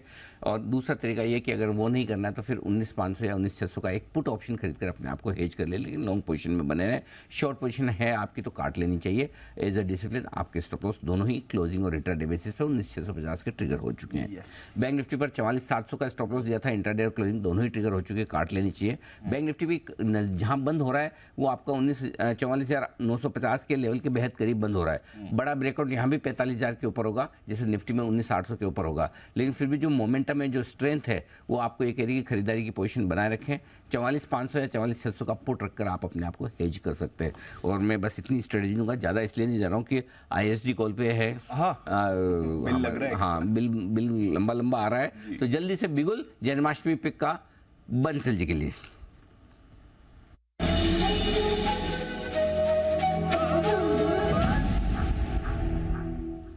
बंसल जी, जन्माष्टमी की बहुत बहुत बधाइयाँ आपको। अवतरित हो चुके हैं हिंदुस्तान में, अभी भी विदेश भ्रमण जारी है? नहीं अनिल जी, विदेश भ्रमण जारी है। और यहाँ तो अनिल जी सुबह के 5:50 हो रहे हैं, तो यहाँ गुड मॉर्निंग है, इंडिया में गुड आफ्टरनून है। जन्माष्टमी अनिल जी हो रही है यहाँ पर, तो आप सबको भी अनिल जी जन्माष्टमी की शुभकामनाएं। अनिल जी आपको सारे जी बिजनेस अनिल जी मिस कर रहा हूँ, और आशु जी से इंस्पायर्ड होके बॉस्टन के एक investment banking Anil ji firm के अंदर वहाँ पे जी बिजनेस यूट्यूब पे लगा दिया था। टैक्सी के अंदर यूट्यूब लगा चुका हूँ, और कल न्यूयॉर्क के अंदर अनिल जी एक बार यूट्यूब के ऊपर जी बिजनेस लगाने का प्लान है। देखता हूँ अनिल जी कामयाब होता हूँ कि नहीं होता हूँ, बट सबसे पहले अनिल जी टाइम कम है। जन्माष्टमी पिक का अनिल जी मेरा IRB इंफ्रा 32 रुपए 50 पैसे के अराउंड चल रहा है। एक बड़ा ब्रेकआउट देखने को मिल रहा है। 2014-2018 का डबल टॉप निकाल चुका है। अगस्त 2010 का अगर क्लोजिंग बेसिस पे देखें तो टॉप निकल चुका है, और एक बड़ा ब्रेकआउट बड़े चार्ट पे देखने को मिल रहा है। 30 रुपीज का नीचे का क्लोजिंग बेसिस का स्टॉप लॉस लगाना है।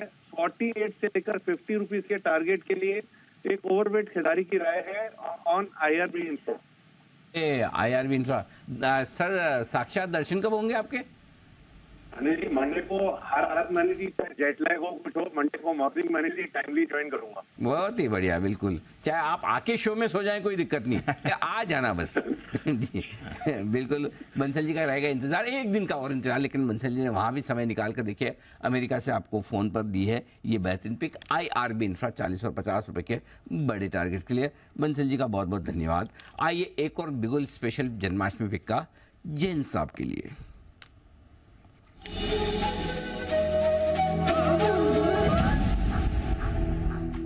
जी जैन साहब बताएं सर। बिल्कुल, भगवान के नाम का स्टॉक है। आज सुबह जैन साहब के जेम्स में भी ऐसा ही एक नाम दिया था जिसमें देव था, दिदेव, और अब है शंकरा। कृष्ण जी के नाम से तो नहीं मिला अनिल जी। कृष्ण जी वाले स्टॉक्स पूरी कोशिश की थी, मगर वहां पे बहुत ज्यादा फंडामेंटल्स या कंसोलिडेशन नहीं दिखा था। तो मुझे एक बढ़िया प्रोडक्ट लगा, बढ़िया कंपनी लगी, शंकरा बिल्डिंग प्रोडक्ट्स। और अभी हम रियल एस्टेट की बातें कर रहे थे, तो रियल एस्टेट का एक एंसिलरी बोल लीजिए, B2B B2C एक कंपनी, बेहतरीन क्वालिटी कंपनी। और इस कंपनी को से मैं बहुत ज्यादा रिलेट कर पाता हूं, क्योंकि अगर मैं शेयर मार्केट में नहीं होता तो होता, मेरे पुश्तैनिया काम एक्चुअली बिल्डिंग मटेरियल्स का ही है, रिटेलिंग करते हैं, बट इतना ऑर्गेनाइज जितना बड़ा ये करते हैं। बट और देखिए क्वालिफाइड प्रमोटर्स, इनफैक्ट आप बिट्स पिलानी से निकल के और IIM से पढ़ के अगर आप ये काम करते हैं और इतने बढ़िया लेवल पे कर रहे हैं तो सर्टेनली देखिए दिखता है काम में। और बहुत अच्छी ग्रोथ इन्होंने पास्ट में दिखाई है, बहुत जबरदस्त FIIs DIIs का भरोसा है, बहुत जबरदस्त इसमें रिनाउंड इन्वेस्टर्स इन्वेस्टेड है। तो ये सेगमेंट बहुत बड़ा है और इस सेगमेंट में इन्होंने बहुत अच्छा काम किया है। बहुत सारे स्टोर्स इन्होंने 90+ स्टोर्स खोल रखे हैं। शंकरा बिल्ड प्रो के नाम से इनका ब्रांड है और मुझे ऐसा लगता है कि एक्सपीरियंस प्रमोटर्स और एक्सपीरियंस और अच्छा खासा मार्केट साइज और अच्छा खासा बिजनेस इंफ्रास्ट्रक्चर के बाद इनका रिटर्न ऑन कैपिटल एम्प्लॉयड भी बढ़िया है। बहुत ज्यादा डेट्स नहीं है, जनरली ऐसे इंटेंसिव कैपिटल इंटेंसिव बिजनेस में रहता है। तो 16% के लगभग का इनका रिटर्न ऑन कैपिटल एम्प्लॉयड और ऊपर का लेवल इसने 929 का दिखाया हुआ, वहां से करेक्टेड स्टॉक है। तो मुझे लगता है कि आराम से इस स्टॉक का जो टारगेट है वो करीब 1000 का टारगेट मेरे हिसाब से 4 फिगर में आना चाहिए। मैं क्वार्टरली रिजल्ट्स देख रहा था, जून का क्वार्टर बहुत बढ़ गया, 12 करोड़ के सामने 17 करोड़ का पैट। TTM बेसिस पे highest ever top line 4,500 crore के लगभग का टॉप लाइन है और 100 करोड़ के आसपास 92 करोड़ का इनका बॉटम लाइन है। FIIs DIIs 15% के लगभग होल्ड करते हैं। प्रमोटर्स की strong share holding, credit rating strong, ये सारी चीजों को देखते हुए लगता है इस स्टॉक को 4 फिगर के लिए बिल्कुल होल्ड करना चाहिए और खरीदना चाहिए। ओके, तो ये आपके लिए शंकरा बिल्डिंग प्रोडक्ट्स 1000 का टारगेट आपके लिए आते हुए दिख रहा है। तो कुछ और बेहतरीन जन्माष्टमी पिक्स हमारे एक्सपर्ट्स की तरफ से आ रही हैं। क्लोजिंग की तरफ बस बढ़ने की तैयारी है। आखिरी कुछ स्टॉक्स हैं जहां पर मूवमेंट आ रहा है, जल्दी से यहां पर एक व्यू ले लेते हैं और फिर हम बढ़ेंगे क्लोजिंग के लिए। L&T इस पर रखिएगा नज़र, ज़बरदस्त मोमेंटम में। आपको याद होगा इसी हफ्ते शुरुआत में मंडे के दिन रेकमेंड भी किया गया था L&T खरीदारी के लिए। AM नाइक साहब का इंटरव्यू भी हमने किया था, एक्सक्लूसिव इंटरव्यू, जहां पर उन्होंने कहा कि एक्सपोर्ट ऑर्डर्स बढ़ रहे हैं और एक बड़ा 25,000 करोड़ का एक्सपोर्ट ऑर्डर मिल सकता है। 4.5% का ब्रेकआउट आज L&T पर आया है। 2850 के लेवल्स ये काउंटर आपको ट्रेड करते हुए दिखा रहे, तो बढ़िया मूव इस पर भी आती है। देखिए मेहुल जी, एक बार जरा L&T पर राय दे दें। इस हफ्ते अच्छा एक्शन दिखा चुका है स्टॉक। दीपांशु जी देखिए, बने रहने की सलाह रहेगी, बिकॉज फ्रेश बाइंग तो नहीं कर सकते, ऑलरेडी इतना हाई पे चल रहा है, बट अनचार्टेड टेरिटरी में चल रहा है। तो यहाँ पर अपसाइड बहुत ही जा सकता है, 3,3100 तक के भी अपसाइड देखे जा सकते हैं, बट एक रिवाइज स्टॉप लॉस के साथ इसको होल्ड किया जा सकता है, जो कि आज का लो 2730 का जो लो है उसके स्टॉप लॉस इसको होल्ड कीजिए। अपसाइड में समझता हूँ 3000 3050 तक के लेवल्स देखे जा सकते हैं L&T में। ओके, तो L&T पर रखिएगा नज़र, बढ़िया मूव इस पर आपको आती हुई दिख रही है। IT स्टॉक्स भी अच्छे दिख रहे हैं, tech Mahindra, HCL tech, LTI Mindtree, इन तीनों पर आपको एक अच्छी मूव आती हुई दिखी है। HDFC बैंक का भी बढ़िया योगदान रहा है। तो एक अच्छी मूव के साथ बाजार क्लोजिंग के लिए हो रहे हैं तैयार। देखते हैं क्या सेटअप कल के लिए बन रहा है। एक टेक महिंद्रा पर क्विक कॉल लेना है, क्योंकि IT में इस हफ्ते सबसे ज़्यादा एक्टिव यही रहा है। जय, एक क्विक कॉल दे दें टेक महिंद्रा पर। मेरा तो IT पे व्यू पॉजिटिव ही है दीप। मैंने सुबह आज विप्रो पर इसीलिए कॉल दिया। और जहाँ तक टेक महिंद्रा का सवाल है, डेफिनेटली इसमें भी एक अच्छा मूव देखने मिला है। इनफैक्ट दीप अगर क्लोज 1270 के ऊपर होता तो और भी अच्छा होता, पर nevertheless I think overall trend यहाँ पे भी पॉजिटिव है। And I think tech Mahindra is heading towards the levels of 1300 तक के तो मिनिमम लेवल्स आपको देखने मिलने चाहिए। उसके ऊपर अगर निकलता है तो फर्दर अप मूव आपको देखने मिलेगा। But overall tech stocks yes, they are likely to perform good from your on. Okay, तो IT स्टॉक्स पर रखिएगा नजर, यहां से और अच्छी परफॉर्मेंस आती हुई दिख सकती है। आइए फिर क्लोजिंग की तरफ बढ़ते हैं। शानदार वीकली एक्सपायरी आपके लिए होने वाली है निफ्टी पर। 1 अगस्त के बाद आप देख रहे हैं 19,700 के ऊपर आया है और 19,700 के ऊपर क्लोजिंग देने के लिए तैयार है। बैंक निफ्टी में भी जबरदस्त मूव आती हुई दिखी है, 44,850 के आसपास क्लोजिंग होगी। बैंक्स का तो योगदान है, बट PSU स्टॉक्स आज जबरदस्त मोमेंटम थे। कोल इंडिया 7% ऊपर, ये काउंटर आपको आते हुए दिखा है। जबरदस्त तेजी में ये काउंटर आ रहा है, इसको अपने रडार पर रखिएगा। बैंक्स की तरफ से योगदान है, SBI में ब्रेकआउट आया, HDFC बैंक, कोटक बैंक, यहाँ पर आपको बढ़िया खरीदारी आती है। देखिए इंडसइंड बैंक पर भी अभी आपके लिए कॉल आया था। SBI लाइफ में आपने मोमेंटम देखा है। IT में HCL टेक, टेक महिंद्रा और LTI माइंट्री तो एक्टिव थे ही। TCS और विप्रो का भी योगदान आपको बाजार में दिखा है। इसके अलावा मारुति सुजुकी, इसमें आज खरीदारी थी। पावर ग्रिड आपको एक्टिव होते हुए दिखा। NTPC में भी आपको एक्शन दिखा। Hero Moto, Asian Paints, Tata Motors, Bajaj Auto, यहाँ पर भी खरीदारी रही। 12-13 स्टॉक से नेगेटिव। टाटा कंज्यूमर जो खबर का खंडन किया हल्दीराम के एक्विजिशन को लेकर, कल टॉप गेनर था, आज टॉप लूजर है। ब्रिटानिया में थोड़ा प्रेशर है। इन्फोसिस, हिंडाल्को, सिप्ला, HUL, ITC, डिवीज यहाँ पर भी थोड़ा आज डिफेंसिव बैक सीट पर आए हैं, बट बाकी बाजार ने लीडरशिप संभाली है। वायदा कारोबार की तरफ भी आइए, यहां पर भी आपको कुछ शानदार मूव्स आती हुई दिखी हैं। बड़ा ब्रेकआउट आपको अक्रॉस बैंकिंग स्पेस आते हुए दिख रहा है, तो स्टॉक्स लाइक पीएनबी जो वायदा कारोबार के बैन में आ सकता है, इस पर भी रखिएगा नजर। बैंक ऑफ बड़ौदा पर करिए focus, union bank, bank of India और ऑफकोर्स जेएनके बैंक जो आज आपको ट्रिपल डिजिट में जाते हुए दिखाए, ये भी काफी एक्टिव है। यूनाइटेड ब्रूअरीज में अच्छी मूव आई है, पेज इंडस्ट्रीज आज एक्टिव था, बाटा में अच्छी खरीदारी आपको दिखी है, साथ ही आपने मूव टाटा पावर में आती हुई दिखी है। डीएलएफ ये वापस आपको आईपीओ प्राइस के ऊपर आते हुए दिख रहा है। आईजीएल यहाँ पर भी मूव था, डिक्सन टेक, दीपक नाइट्राइट, इस पर भी अच्छी मूव दिखी है। वीक था जेके सीमेंट और रैमको सीमेंट, थोड़ा सीमेंट स्टॉक्स में प्रेशर रहा। पॉलीकैब में कमजोरी थी, मन्नापुरम यहाँ पर थोड़ी गिरावट आई है, साथ ही आपने वीकनेस देखी है कैनफिन होम्स में, बिरला सॉफ्ट, एबीबी और कॉनकॉर, ये कुछ और काउंटर्स हैं जहां पर आपको कमजोरी आती दिखी है। बट ब्रॉडर मार्केट की मूव देखिए, 0.5% ऊपर आपका आज स्मॉल कैप इंडेक्स था और करीब 0.5% की मूव आपको मिड कैप इंडेक्स में आती दिखी है। दोनों ने फ्रेश लाइफ हाइज बनाए हैं। कोचिन शिपयार्ड 20% का सर्किट, मजगांव डॉक 9% ऊपर, आईआरबी इंफ्रा बंसल जी की पिक 9% ऊपर, आईआरएफसी 7% ऊपर था, वरॉक Engineering, GE Shipping, Devyani International, KRBL, Triveni Engineering, TCI Express, FDC, CG Power, Prism Johnson, इन सारे स्टॉक्स में बड़े ब्रेकआउट आते हुए दिखे हैं। बट अनिल जी, लंबे समय बाद एक तो इंडेक्स ने आउट परफॉर्म करा है, 1 अगस्त के बाद आप 19,700 के ऊपर हैं और बैंक निफ्टी सर 44,850 के लेवल पर आते हैं। बहुत ही शानदार आज का ट्रेडिंग सेशन हर एक लिहाज से कहा जाएगा, जहां पर बहुत ही मजबूत क्लोजिंग हुई तो होती दिखी है। 1 अगस्त के बाद ये लेवल अब आपको देखने को मिल रहे हैं, पूरे 5 हफ्तों के बाद अब आज आपके सामने है, जब 19,700 के ऊपर आप बंद होते हुए दिखे हैं और बैंक निफ्टी पर भी 44,850 के आसपास की क्लोजिंग बहुत शानदार कही जाएगी। शानदार शॉर्ट कवरिंग और फ्रेश खरीदारी के दम पर, और वो भी तब जबकि दुनिया भर से किसी तरह का कोई सपोर्ट नहीं दी। ऐसा लग रहा है जिस तरह का आज का हमारा मूव है, एक बढ़िया ट्रेडिंग सेशन आज शाम को आपको अमेरिका में देखने को मिलेगा। और एक चीज़ और आपने नोटिस की, अगर दोनों की एक्सपायरी एक साथ ना हो, निफ्टी और बैंक निफ्टी, थोड़ा आज रिलैक्स फील नहीं कर रहे या मार्केट की वजह से रिलैक्स है? आई थिंक मार्केट ने थोड़ा त्योहार और मार्केट, हाँ, थोड़ा वैसे रिलैक्स लग रहा है। एक ही एक्सपायरी पे फोकस करना पड़ा, बैंक निफ्टी को थोड़ा इग्नोर भी कर दिया, लेकिन इग्नोर के चक्कर में पीछे अपने आप ऐसे इतना बढ़ गया एकदम से बैंक निफ्टी भी। चलिए, तो बढ़िया अच्छा एक्शन आज के सेशन में। आइए, गुरुवार का दिन है और बाजार बंद होने के बाद भी हमारे एक्सपर्ट जितने अलर्ट रहते हैं, इतने तो बाजार के दौरान भी नहीं रहते हैं। तो कुछ बेहतरीन स्टोरीज देखने के लिए हो जाइए तैयार। किसको कौन सी स्टोरी आई है पसंद, जरा मुझे बताएं। पहले तो नाम जिन अलग अलग देशों ने जो बदले हैं, सबसे पुराना रंग, इसरो नासा कौन से ग्रह पर अब आंखें जमाएं जहाँ सिर्फ डायमंड से बना है, ब्रह्मचारियों का देश, और एआई सूर्य, आर्टिफिशियल इंटेलिजेंस से बना हुआ सूर्य, इंटेलिजेंस से बना हुआ सूरज, मतलब वाह। तो टेम्परेचर भी समझना है क्या है, बट ओवरऑल देखते वो लोग आदित्य वन तो नहीं लगा देंगे कहीं इसमें भी।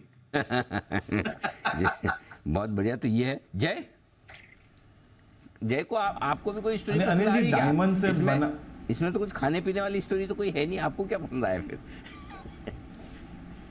अनिल जी, डायमंड है इसमें अनिल जी, डायमंड से जो बना हुआ ग्रह है अनिल जी, वो अनिल जी जानना है अनिल जी, और वो अगर पता चल जाए तो बहुत ही अच्छा है अनिल जी।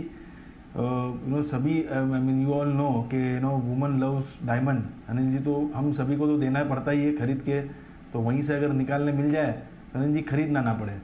अच्छा, ये आप ही है ना वो जिन्होंने टीचर्स डे के दिन अपने वाइफ और मदर इन लॉ दोनों को धन्यवाद गुरु के तरफ से? हाँ, जय हो। हाँ, फिर तो आपको डायमंड की सख्त जरूरत है जी। बिल्कुल। और कौन है? मेहुल जी। अनिल जी, मैं कह रहा था जय जी ने ये कहा कि वहां से डायमंड निकाल के लेके आएंगे हम सब लोग, उससे अच्छा उनको ही सभी को भेज देंगे वहां पे, ताकि यहाँ पे शांति बनी रहे।